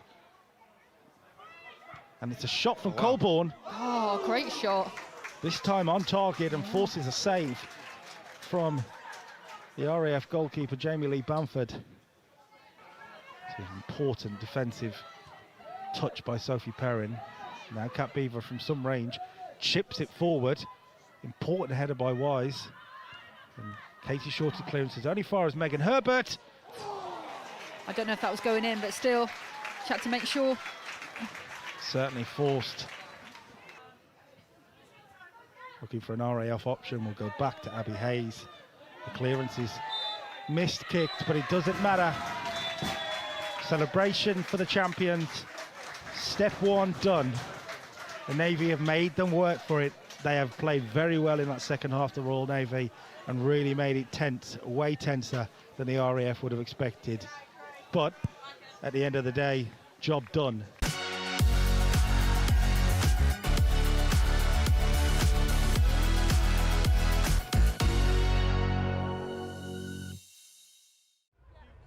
The senior service women enjoyed a superb start on the sun-drenched south coast in their deciding inter-services fixture with the Army. Summer Davis bundling home the opening goal of the contest.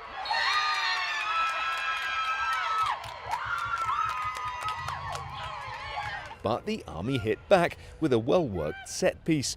Josie Nash taking her opportunity following a neat 1-2 with Nick George. The Army took control of the clash in the second half, with a short corner again proving costly for the Navy. Ray Andrews with the final touch as her side moved 2-1 in front. The Army continued to make hay from the set piece as the senior service struggled to defend. Andrews steering the ball into the corner of the goal for her second of the match. Further goals from the Army followed as Heidi Jelly hit the sweet spot to confirm the Army as champions. She swept in her second from close range as the Army women bagged both the indoor and outdoor titles. At the start of the season, our aim was to get both titles back. So we are absolutely thrilled after a couple of years to have both titles back at home now. You edged it past the RAF 2-0 and you had to fight early on against the Royal Navy today. We did, yes, they were brilliant. They gave us a good game, and thankfully in the third quarter we managed to get a few goals in, which helped us. And for you as captain, what's it like to lead this group of players? Because, as you say, a lot of hard work has gone into this achievement. Yeah, it's one of the best feelings. Wearing this Army shirt is incredibly, like a huge privilege to be actually captain amongst your friends, because they're my closest friends.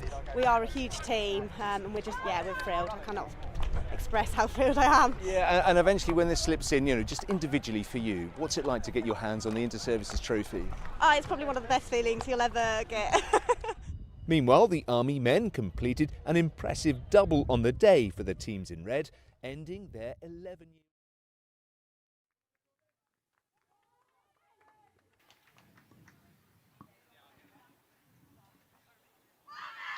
Welcome back then to the SV Stadium, where a confident Army looks set for the second half. There's been 2 changes at the break, one for each team. We'll start with the Army, who are bringing on Imogen Fisher, and I've seen that. I think it's Tara Parker that's gone off, slightly limping as she came walking across with a jacket. So hopefully she's okay and will be fit and ready for next week in Lincoln. Navy change then. Centre back today, Sophie Colborne goes off and replaced by Robin McFadden. So we might see a formation change for the Navy, because that is at least a defender today in Sophie Colborne for an attacker for Robin McFadden. So a change for each teams. Carl Milgate is back. He's got his tea or coffee. Keep him warm. Try that again. There we go. Yeah, there was a big queue. There we Sorry go. about that. It's all right. I pressed the wrong button. Changes. Yeah, look, 2-0's a funny scoreline at half-time. It might seem convincing, but actually, momentum. We mentioned it in the first half. One goal for the Navy, and suddenly momentum will change, won't it? However, Georgia Allen's through. Early chance for Allen. Georgia Allen deflected. Good save. It's it's a tricky, Craig going in at half-time. It seems really convincing, but actually, it's a horrible scoreline, because it's like, do you stick or do you twist? Well, it is a change, and I'm just trying to work out exactly how they're going to line up here. I think Katie Shorter's gone more into the back line, potentially. It might be a change in midfield, but Robin McFadden's certainly playing in midfield. So a bit more of an attacking threat. They need it, don't they, in the Navy? They haven't really been able to lay a glove. Yeah, it looks like it. They might have gone back to the 3, maybe. I'll just double check in a second. Louise Tonk says big 45 minutes. Let's go Army. Ash Cunningham says massive 45 now, ladies. Time to dig deep. Next goal is massive.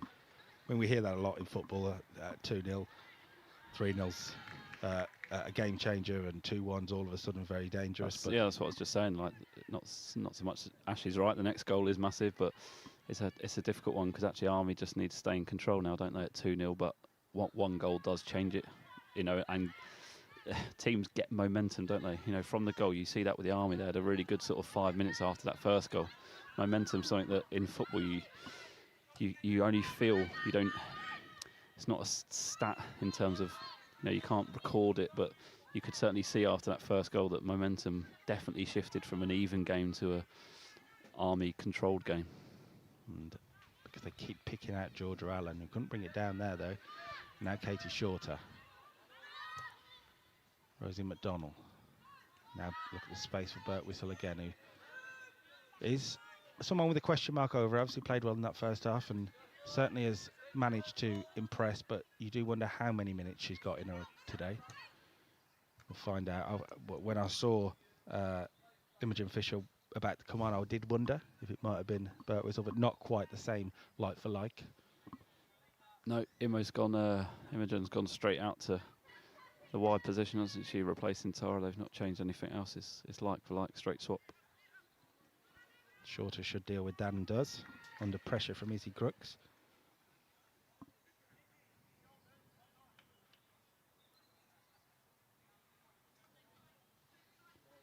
So the Army looking to take further control here. Here is that Fisher, who couldn't bring it under control. Now Katie Shorter. into Hendrick. The first time we've really seen her in the game get control of the ball and turn. Looking for McFadden. Courtney Jones wants a free kick and made a show of it to get it, but she did certainly win the free kick in the end. I think she knew what she was doing there, Courtney Jones. She's clever in them positions, Courtney, isn't she? She knows she's clever. She's against someone with pace, and yeah, she's clever. It's like, I suppose, similar to Kat for the RAF in terms of she positions herself well, and she gets first to the ball, and then the player has to ultimately foul to attempt to get the ball. Yeah, because that's the last thing Courtney Jones wants to do this afternoon in the second half, is get in a foot race with Robin McFadden, because it's not necessarily one she'll win, but if she gets herself in a position to avoid it and gets away with the ball for the Army, that's what she'll do.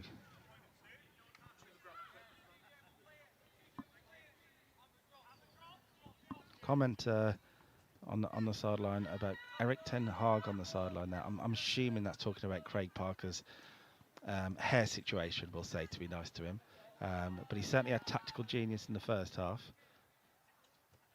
So we'll take it as a compliment. Rosie McDonnell. Chance then for the Navy. And the shot from distance is over the bar. And, well, positive signs for sure with True Heller getting the shot away. But maybe they could have taken better care of that opportunity, really. Yeah, it's about creating opportunities, but also, like you say, taking care or making it the best chance possible, isn't it? You may not get many available there. Yeah, you may not get many if we go by sort of the stats from the first half. So every single chance you get to break into the box, you've got to take care of it. However, they've got Rosie on the ball twice already, so that is positive for the Navy. Here's Birtwistle managing to keep the ball and through the legs of Katie Shorter. That'll be one she remembers. The ball forward, though, isn't up to her standards, and she was more frustrated than anyone about it. More support for Kate Bowder and the Navy on YouTube, which is good to see. Birtwistle's there, but it will be easy for Bowden and Perrin to come forward for the Navy. Now True Heller playing the right wing-back role now. Into McFadden, looking to change things from on the bench towards Bavister. Amber Marsh does well. Marshall in the defence. Looks like they have changed back to a free. Glenn looks like he's gone back to a free. Sophie Perrin, Emily and Ellie at the back with Rosie, and Rosie left wing back now with the True Heller at right wing back. Yeah, and the substitute on up front as a 2 up front, maybe to try and put more pressure on the Army back line. They had a few instances in the first half. They did manage to nick it. I wonder if it's not just pressure on the back line, but also pressure on the midfield positions for the Army. We're talking about Whistle, but also in Bianna Totti, who have probably had way more space than the Navy would like to give them in that first half. And that seems to be a change Glenn Long's made there to try and put some pressure. Yeah, you just see there Robin McFadden just dropping on Totti, well, for the first phase of that throw-in. Totti's done well, though, and here comes Fisher. Chance for the cross for Fisher, and Wise will clear. You see there, look, Robin sort of taking up a position out of a 2 up front. She's going into the pivot to pick up Totti in this sort of defending phase. So maybe to try and pick up Anna or Totti as the sort of pivots. Ash Mills ball in, that'll be down the throat for Eilish Brogan. However, the flip side of that tactical change from Glenn is you then have to deal out wide 2v1 with Shannon and Lauren and Ashley Mills, and now Imogen Fisher against your wing back. So, and with a team that obviously had 90 minutes or just over 90 minutes against the RAF last week, tired legs might become a problem in a challenging formation. Yeah, it was an intense game, wasn't it? Especially like Navy pushing, obviously at the end physically. Both the Air Force and the Navy physically would have been a big output during that game. Obviously the RAF getting the game 1 and game 3 situation in this tournament, so they can rest this week ready for next week. That's a missed header by Wise. Now Bowden. hits Totty, and Totty comes away with it and slides it through. Maybe a chance here for Bradley, and it's Wise who's there, and there was a little nick, I think, on Wise's foot, but she seems okay. Yeah, good pinch from Emily Wise there. Although got to deal with this corner, like you say. So game 1 and 2, when you play game 1 and game 2 in the tournament, like the obviously RAF men had last week, in terms of, you know, it's tough, isn't it? You got to train in between at some point. Obviously, you got to recover, rest, and prepare for the next game physically as well. So it's tough game 1 and 2 with a tight turnaround. You also have there, and I know head coaches get to see these other teams as well, but you don't really know what sort of team you're going to be playing up against, because they're the first games for both opponents as well.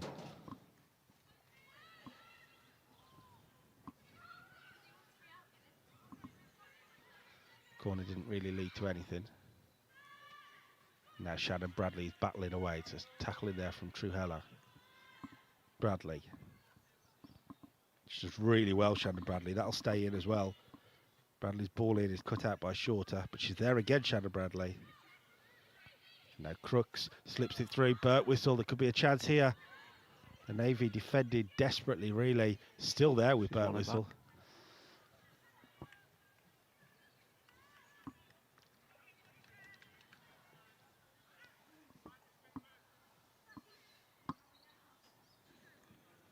Approaching 55 minutes. We can see the Navy substitutes in front of us warming up. Certainly May 1 might fancy a chance of getting some minutes in the second half. Amongst the others, here's Lauren Druitt. Now Bradley, who's settled really well into inter-services football. Shannon Bradley again. And again, finding the number 9. He's caused all the problems in the first half, really. Craig Parker wanted a free kick, but the Army will play on with Bradley. And Georgia Allen just slow to get to her feet. And Totty's picked out a great pass there. It's a great pass. Superb to find Imogen Fisher, but well defended by Truhella. She certainly picked that pass out early. She's done it once or twice in the second half, and that's something that's been worked on in the training ground.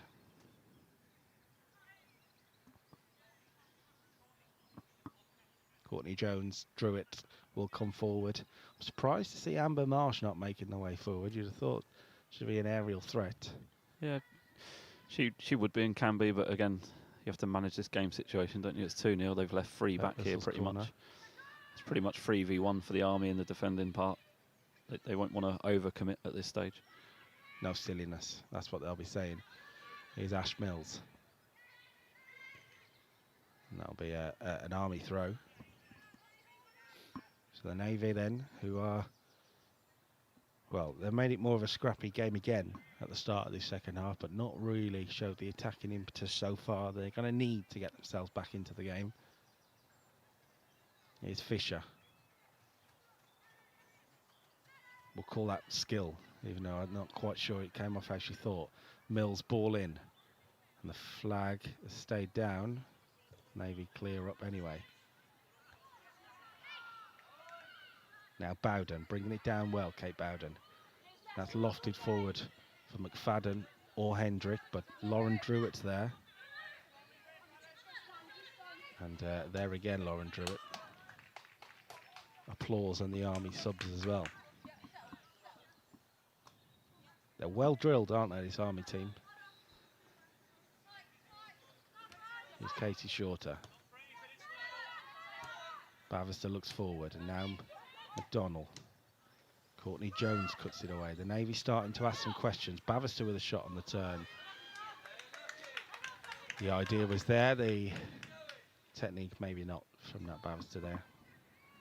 Yeah, I was impressed with them. Like I say, they had a really tough fixture last month at Middlesex FA in the Southern Counties Cup that they play in. The Army went to see. And it was a really, really competitive fixture. Middlesex FA, the best county. Yeah, it should be said that they dominated that tournament, haven't they, Middlesex? Yeah, and it was a really good preparation game for them for an inter-service game in terms of the competition and intensity, and also very similar to how the RAF play in terms of shape and sort of in and out of possession. So it was really good prep for them for both fixtures. And yeah, structurally, Craig's got them set up well. All the coaching staff, they're good people, and Ash as well, who's been part of it and is part of it. Like they're good people. They're doing good things, and you can see that from how they play. Craig Parker it's a shot from distance. Great save, one-handed save. Just a little bit of space actually for Katie Shorter. I wasn't expecting it. It was a good save actually from Nicole Gare. First real save she's had to make, and she did well. I was going to say Craig Parker is a head coach who took the job with the new Army development team last year as they were introduced into Forces football, and has made the step up and brought some players along with him as well. And it's an early sign of a system working how it's supposed to work. Yeah, it's important for when you have. Look, they're very lucky as a service to have that huge women's football, competition across the service at unit and core level as well, and development and reserves. So it's massive, and yeah, he's brought people on the journey with him.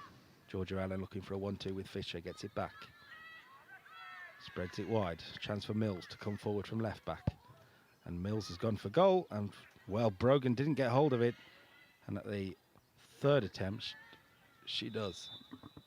Flag had gone up though. I think it might have been offside against Fisher.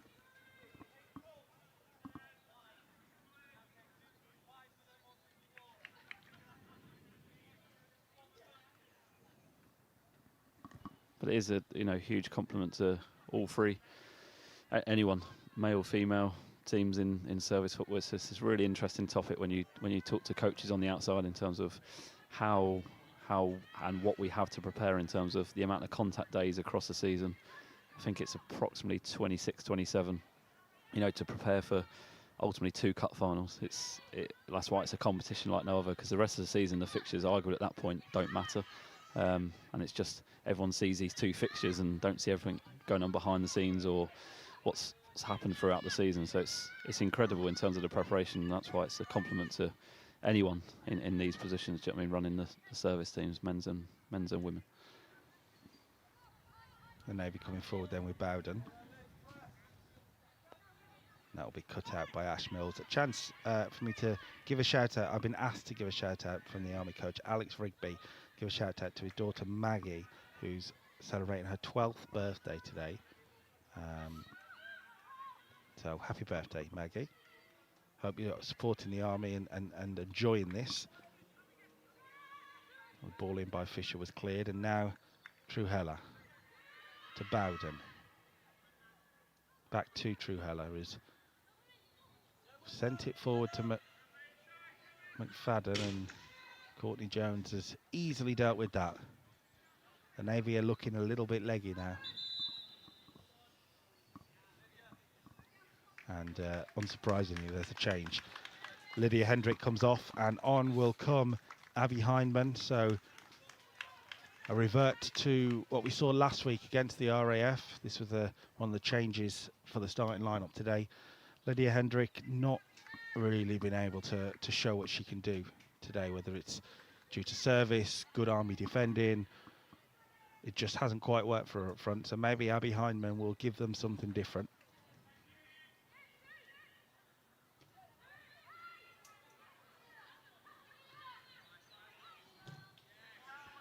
And Abby Hindman, I should mention, the Army couldn't get it away. There was a chance, maybe.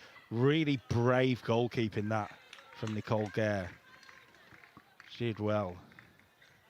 Yep, straight into the action, Abby Hyman. Like I say, she'll bring freshness and energy up top for the Navy, definitely. And well, it's part of the game, isn't it? Impact from the side is part of it. So whatever part you play, you've got to be ready and prepared. And she'll definitely want to, within the half an hour or so she's got now, to come on and affect the game. Like you say, one goal changes this game. So the Navy aren't quite out of it if they can just stay in the game and then nick one. Here's Shannon Bradley. Izzy Crooks takes it on. And that's a smart ball by Izzy Crooks. Fisher wasn't quite on the run though. Yeah, Abby Hindman's an interesting one. It was revealed to us last week that actually, and I hope I've got the right player now, one-time Army soldier, but made the switch to the Navy for professional reasons, of course, but yeah. Add a little bit of spice if you're an Army defender. Here's Fisher. Now the Navy come forward. McDonnell, who will run and run and run until the full-time whistle goes. The ball in. He's looking for McFadden. Important touch by Jones. Bavister's volley is charged down.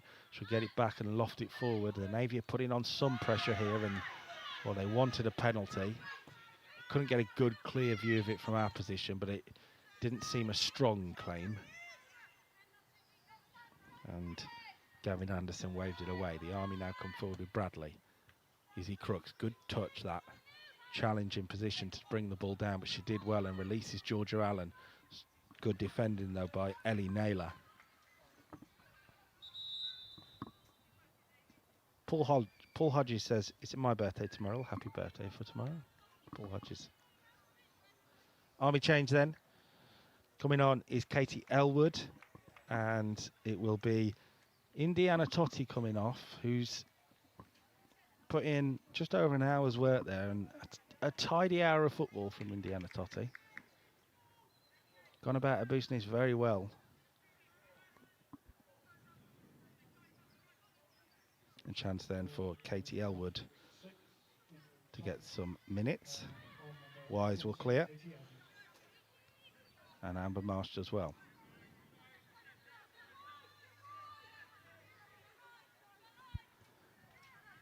Looks like Katie Elwood's gone straight to the 9 position. Actually, Georgia Allen has dropped back into a midfield role, which I believe that's the position that she also came through playing for Ipswich.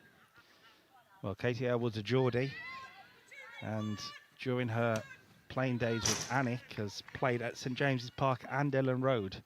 So I'm sure the SB Stadium and Inter-Services won't frighten her. She does go into that central striker role, and as you say, we've moved Georgia Allen into the centre of midfield at the moment.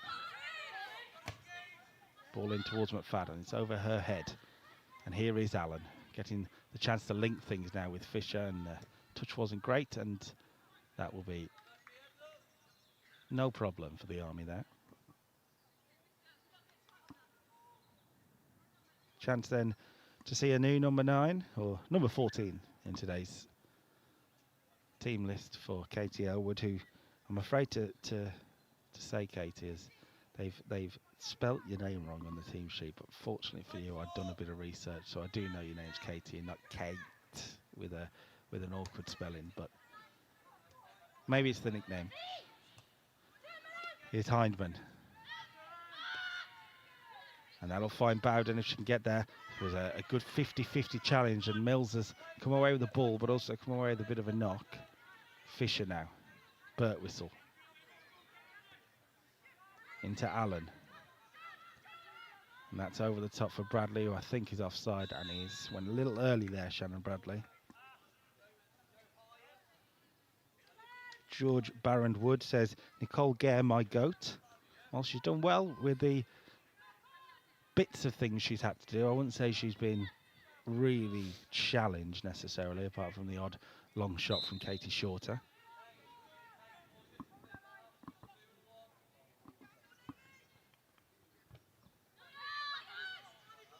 And there's Amber Marsh winning the header. I will say, with the front two of the two substitutes, Abby Heineman and Robin McFadden, lofted balls against this Army defence probably isn't the way through. Yeah, it's Amber will eat up that all day, won't she? At the back, she loves the competition in the air. It's a good link up with Katie. Yeah, first touch for Katie Elwood, and she goes wide to Fisher. Here is Imogen Fisher back to Elwood, looking to link it up again, and Perrin will clear.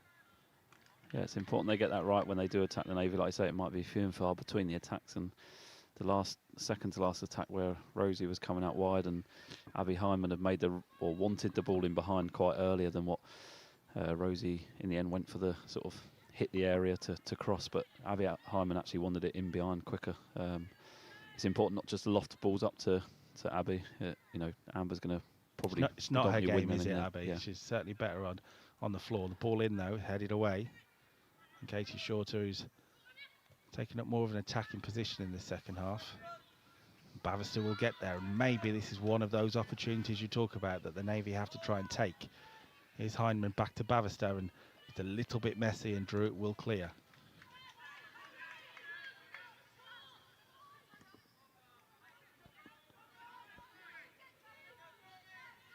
Courtney Jones now back to Fisher, who's got Mills on the overlap on the left-hand side, who I think might just be nursing a little bit of a knock, but she's been thrust into the action there, and now Elwood couldn't bring the ball down. That's given away to Crooks, so we'll go for goal from some range, and well, I think it hit the backboarding from our position. It looked like it clipped the post. Izzy Crooks said, why not?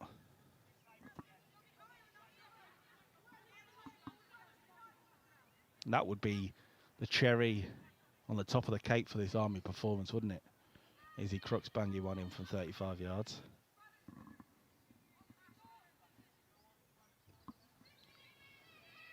Allen wins the header. Crooks is there as well. Elwood challenging, but the Navy will clear. Now Trueheller looking forward, but the ball wasn't really going anywhere.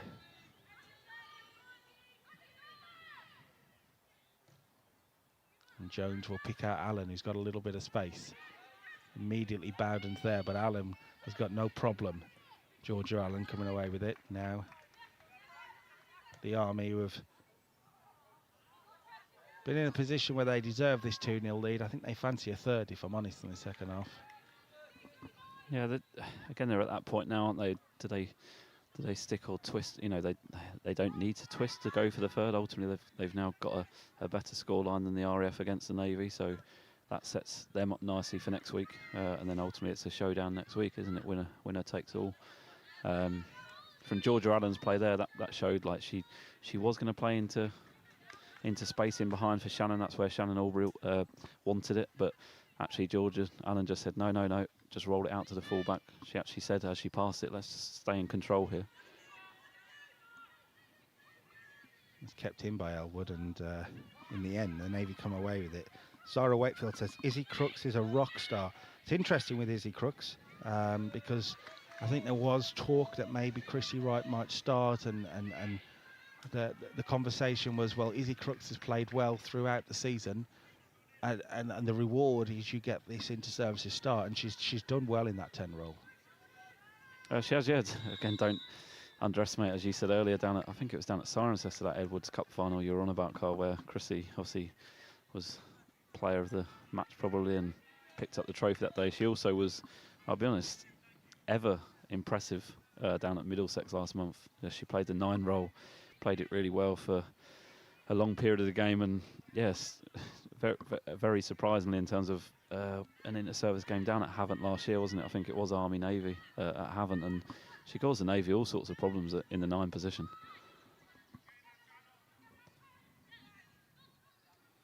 Well, the Army linking it together well there. Mills. Elwood challenging, and there's Crooks again.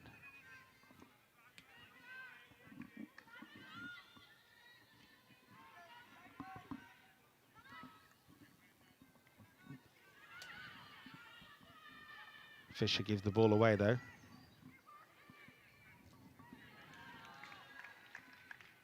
And the Navy will come away with a throw. Just looking at both benches to see whether we're likely to see another change, but yet to see it.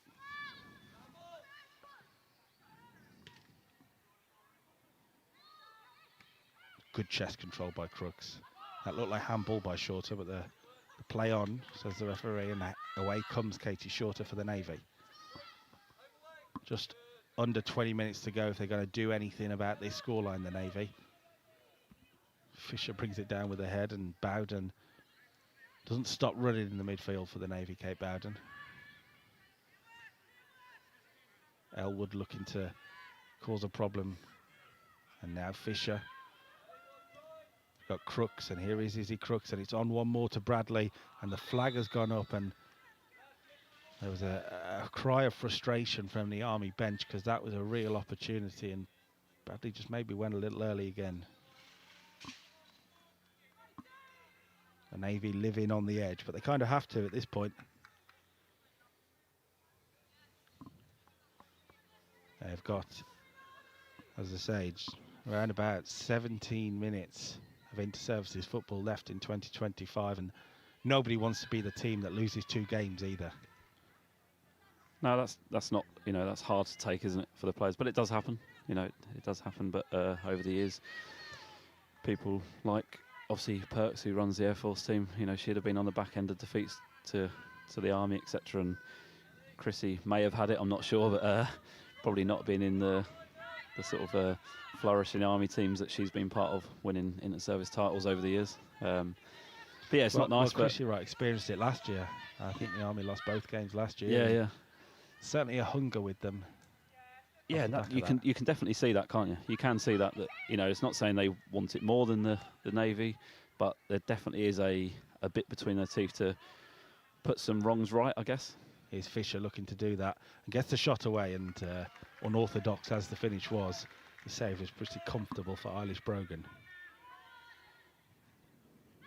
Here's Nat Bavister. Bowden spins, goes back to Wise.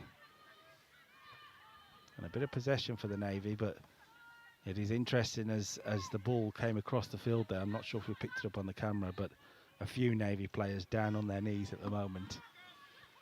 And they're giving the ball away now. Izzy Crooks has gone for it, and might not have been the right call for Izzy there. Yeah, for some it looks like that first few yards of every sprint now is looking harder, isn't it, to generate. Here's Birtwistle looking to release Crooks.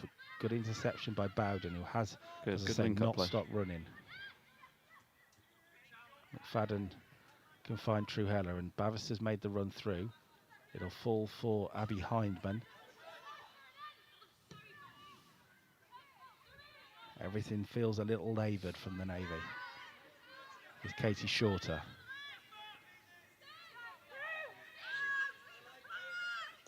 Looking to release McDonald. The flag stays down. McDonald's ball in across into a good area, actually, but the run from Hindman wasn't there, and the run from McFadden either wasn't there. Haven't seen enough of that today, have we, for the Navy, getting Rosie McDonald in those positions. Yeah, good forward pass from Shorter. Again, I thought she had a great game last week as well, as ever, pretty much in service football.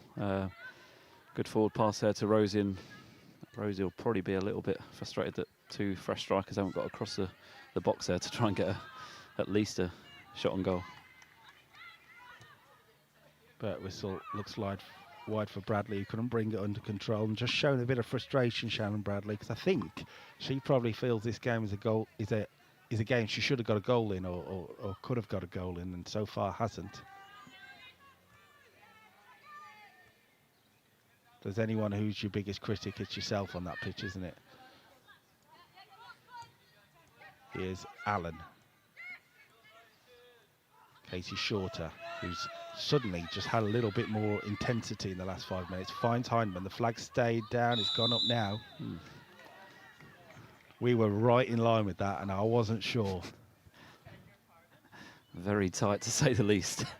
I think it was that tight that the RAF official on that side, either Leon Morris or Oliver Proudlove, just had to give himself a minute to be sure.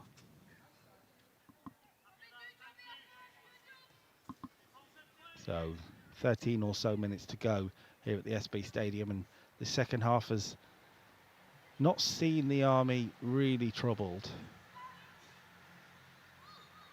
And as it stands, they've got the result they want. Next Friday is shaping up to be a cracker.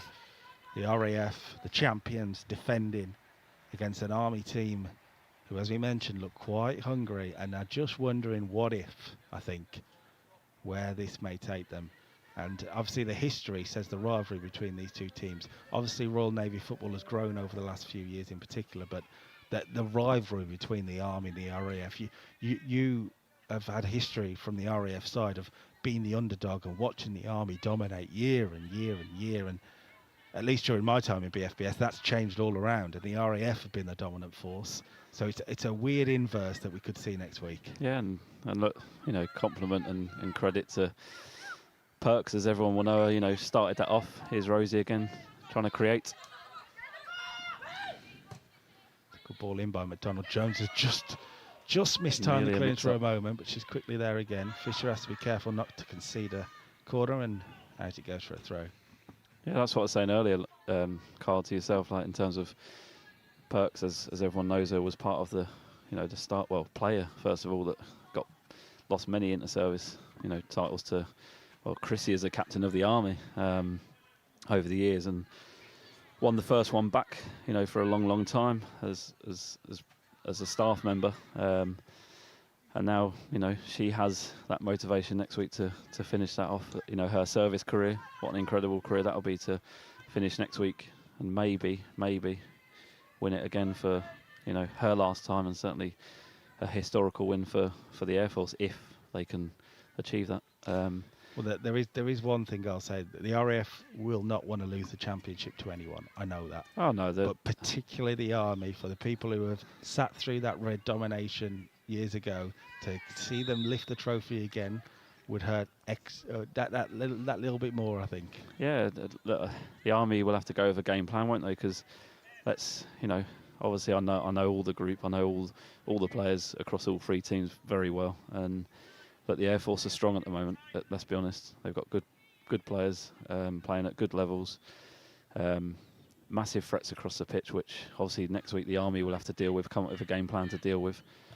And likewise, the Army definitely have threats for the Air Force to deal with, but it'll have to be a cute tactical game plan from Craig going up there to try and get a result, to attempt to take that trophy back from the Air Force. Well, if the Army are going to win the championship in 2025, they will do it the hard way. They're getting job done here in match one. Chance for Elwood to stretch her legs.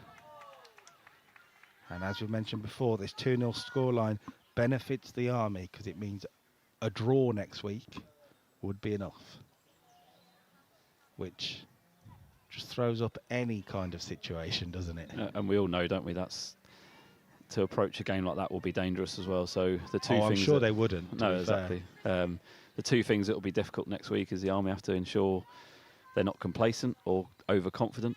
A good display here, a potential good win. So don't go out there too overconfident and complacent, but also understand that a draw is enough. Mills brings it forward, and now Fisher back to Mills. Army looking to end in style. Mills pulls it back. Bradley's touch, let's say, up towards Elwood, who wins the header, and it all got a little bit messier again. I'm not sure if it was a shot there from Bradley, by the way, that went seriously wrong, but we'll say good touch.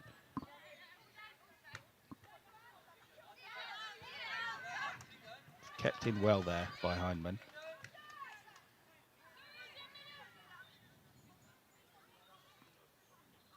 And hopefully it sets up a great contest next week, because as you said, it's next Friday, so this Army team that are playing today, they have a big rest in between. Another substitution here for the Navy. Yeah, change for the Navy. The board's gone off, I think. I can't quite see the board, but it will be Olivia Truhella coming off, who's putting a good shift on that right-hand side to not much success, unfortunately. And on comes AB Maiwan, number 11.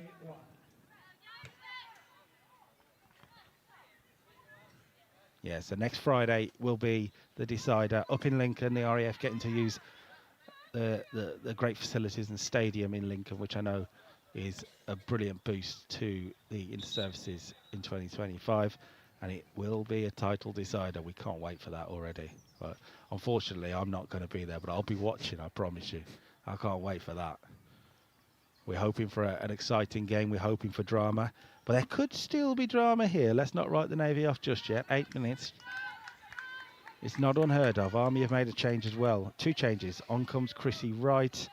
And I believe Emily Ellis has also come on. We'll try and figure out who's gone off as well. But Chrissy Wright is getting some minutes against the Navy for the final time. Yeah, a sensible switch. Chrissy's gone to right midfield. So again, they're not, going gun-ho for the third. They've stuck Chrissy in at right midfield just to sit in front of Lauren Druitt. Again, Chrissy played full-back before, but she's probably played pretty much every position for the Army probably over the years, pretty much. But yeah, she'll just sit in front, won't she, and defend, see out the game. Sensible tactical change that from Craig. Cleared away, and it will be cleared. It was Shannon Bradley and Izzy Crooks who have come off, with Bert Whistle moving into the 10. Did wonder if Bert Whistle might have gone off here, but she's continuing on. I think getting her off the pitch might have been a problem. That's a potentially good ball. Quick off her line though, Nicole Gare. Yeah, she's three main attributes that I've seen of Nicole Gare for the games that I've seen this year. She's deceivingly, obviously she is short, but she's deceivingly a good shot stopper. She's got a very good spring on her. Very quick off her line. She'll have to use that attribute next week, because again, the Air Force, with any sort of through pass into space, with, as you know, their sort of quick attack in terms of you know, the likes of Lucy Farrow, etc. Nicole will have to be wary of that and quick off a line, which is another attribute of hers. And distribution-wise, she's good with her feet. She's good playing from the back, or in terms of passing connection, she is good with her feet. Bert Whistle into the corner then. Battle of the eights. I think she was looking for a corner, Bert Whistle. I'm not sure it took a touch. It'd be a goal kick. Louise Tonk says, what an immense trailblazer for Army women's football. Chrissy Wright. That's a good word, isn't it? Trailblazer. That's one of many words. Word. Yeah. Emily Ellis has moved into that midfield, and it's much. It's not the midfield I thought we'd see when you looked at the starting lineup. We've got Georgia Allen, who started up front, and then Emily Ellis off the bench with a number 2 on her back.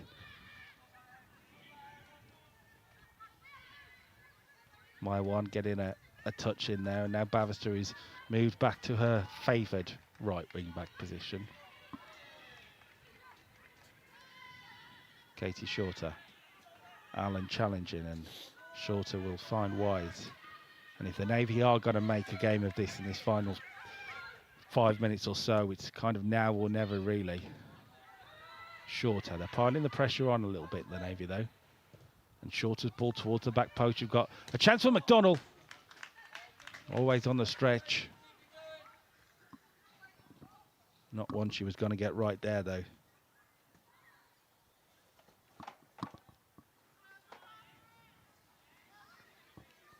Yeah, coming in at the far post there. Good off the shoulder of the defender, but not quite the connection Rosie would want, but also she could maybe set it back across for others in the box possibly, but she'll have one thought in her mind there, won't she, to try and hit the target. Long kick up towards Christy Wright. It's McDonald who wins the header. Good for Craig Parker and the Army to get to use his squad a bit as well, and share the minutes around ahead of next Friday. So a big audition in a way for Emily Ellis if she's going to force her way into the midfield, or even for Katie Elwood up front.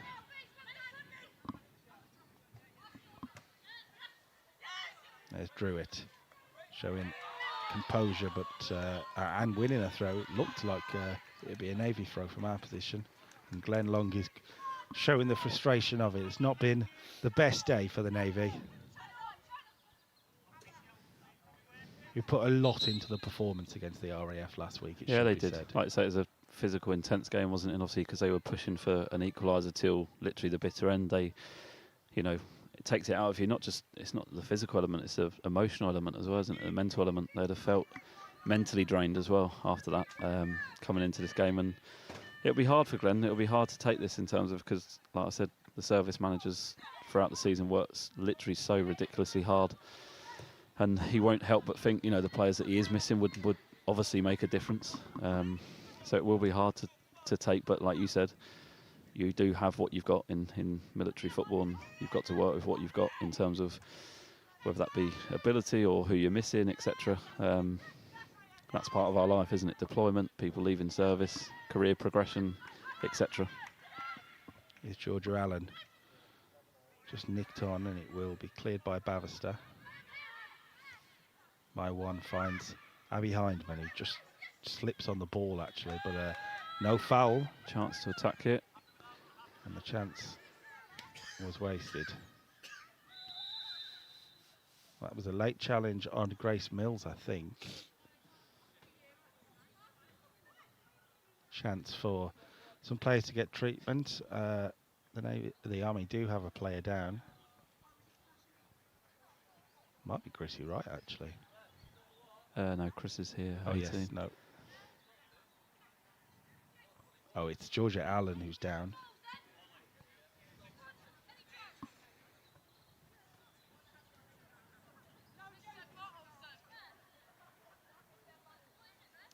It must be a difficult one, as you say, for Glenn Long to take. 'Cause it feels like over the last 2 to 3 years, the Navy have, in their projects, they've taken a step forward and another step forward. And I'm not going to say they've made a step backwards this year, because I don't think that's the case. As you say, they've struggled with squad issues. Had a good showing against the RAF, just haven't really turned up today on the day. But I wouldn't say they've taken a step forward in 2025 either. Yeah, no, it's like you can see the new players on the pitch, can't you? So it is progressing. Navy football's progressing under, obviously, the county FA down at Temeraire, and doing lots of initiatives off the pitch, off the inter-service pitch in terms of football development, doing great things linked to the women's football as well. But ultimately, yeah, when you are missing, I suppose, big players for the big game or the big moment, then it can hurt you, can't it? Ultimately, stick Jade Barrow in the team last week, and it makes a difference, doesn't it, when they're pushing for a goal, mate, potentially. So what you're saying is the work behind the scenes is certainly the step forward, but we've not quite got the results or seen it on the pitch. Sometimes you have to. Again, the other two services are strong, aren't they? Absolutely, very strong. Navy come away with it though with Wise. Jones is there, but McFadden is pushed away from it by Fisher, and it'll be a Navy throw.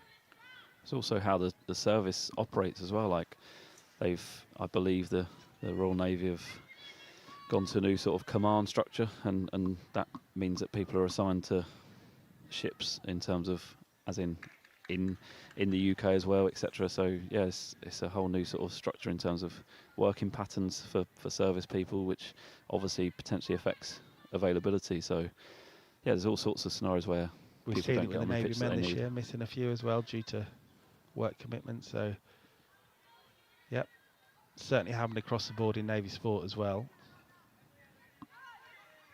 We'll see what happens with the rugby union, the cricket teams later in the summer. Chance for Chrissy Wright then in our final inter-services. Chrissy Wright. Good save by Eilish Brogan. Didn't catch how many minutes were on the board there, but I think it's just four added. Four added minutes then.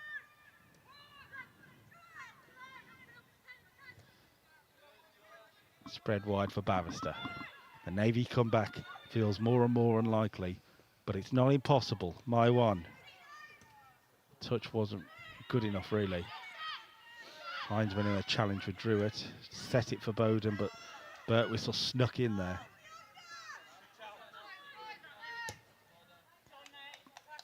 And Druitt sends it into our scaffolding, so let's be careful of the cameramen, shall we, everyone?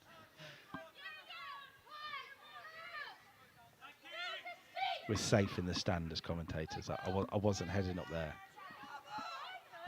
Birtwistle making every challenge hers. Army throw. Georgia Allen is just about everywhere, really making the game. Where does she serve, says William Edward Callahan. I believe I have that information for you. She's with the Royal Logistic Corps. So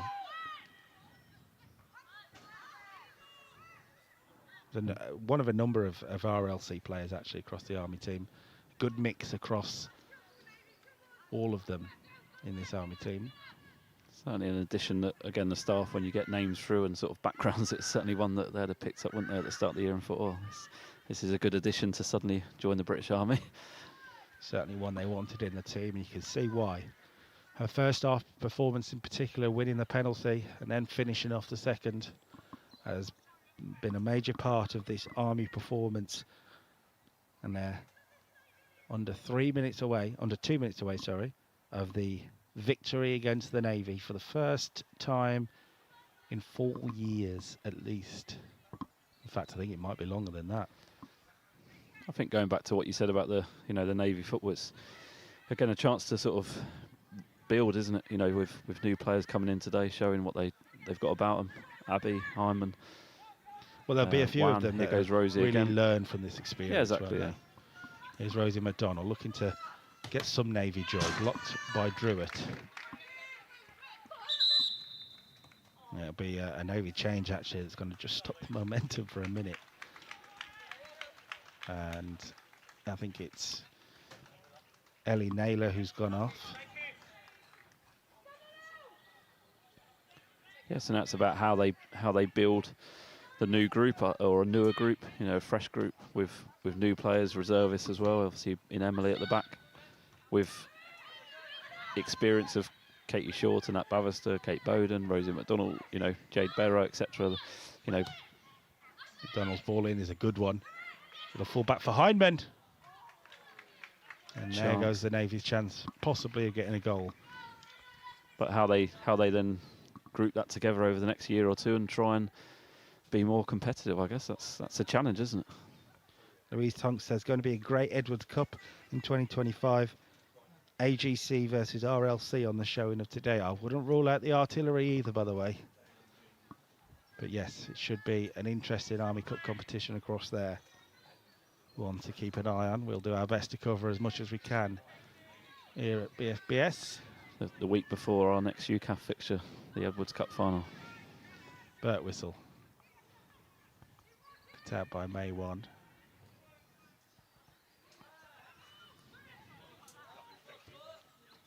And that is the one benefit, isn't it, that the Army as a service across women's football do have over the others. Certainly more competitions and stuff for them to play. I know the other services do their best to get games on and competitions, but the Army with the bigger pool just get more game time, I suppose. It's a ball in though. Chance for Rosie. It'll be cleared for Allen. Good build-up play around the box there. Katie Shorter involved. Again, another, well, not half chance for Rosie, but she's in there being a threat. Can't be long left. All eyes on Gavin Anderson. The Army have turned up at the SB Stadium hungry to right some wrongs and prove that this new era isn't just another new era, and one that it will stick, and they've certainly provided a performance to be proud of this afternoon. First half in particular, 2 goals, and that cheer and that noise of celebration from the Army team proves the point. They were desperate to beat the Navy today, to set themselves up in the right way for an inter-services title challenge, and they've done just that. I know the RAF will never think it's going to be an easy job, but the Army might just be a team that will challenge them next week in Lincoln. They certainly will go and challenge, won't they? They've set the cup final up, as I said, for game 2 or game 3 in the tournament. Like you say, but I was part of the Air Force, obviously, team many years ago under Perks. Funny enough, Carl, like that, we kept losing to the Army and we couldn't beat the Army. Tried many a time, and you have to build something to try and overtake them and gain momentum, gain the trophy off of people, and it's a really hard thing to do, but that's now the Army's job to do that. The Air Force, as you've seen on the pitch over the last few years, are a group of winners, a group of people that don't want to give that trophy up, and they won't by a long shot next week, especially in Lincoln, which obviously means, you know, a lot to the Air Force. Is a little bit of a, you know, home of the Air Force as such, with, you know, linked to the Battle of Britain and the World Wars, and, you know, the Bomber Command, etc. So yeah, look, there's great historic reason to go up to Lincoln and play that fixture, and looks like it's going to be a really competitive one. It looks like a good one you don't want to miss next Friday, because this is the start of an era for the Army. It feels like the start of something could be quite special building in this Army team. They're celebrating wildly. They've won today, and as you say, next Friday, just a draw is needed against the RAF. It's not one you want to miss. We will be back live tomorrow evening as well. We'll have a preview of that, or a little promotion of that in just a second. Carl, thank you for joining us. We'll have you back on our airwaves, I'm sure, soon later in the year when UCAF come calling. But yeah, we'll be back tomorrow in Uxbridge for a title decider. Will it be the Navy as champions defending in the men's competition, or will the Army take the title from them? Make sure you join us tomorrow night.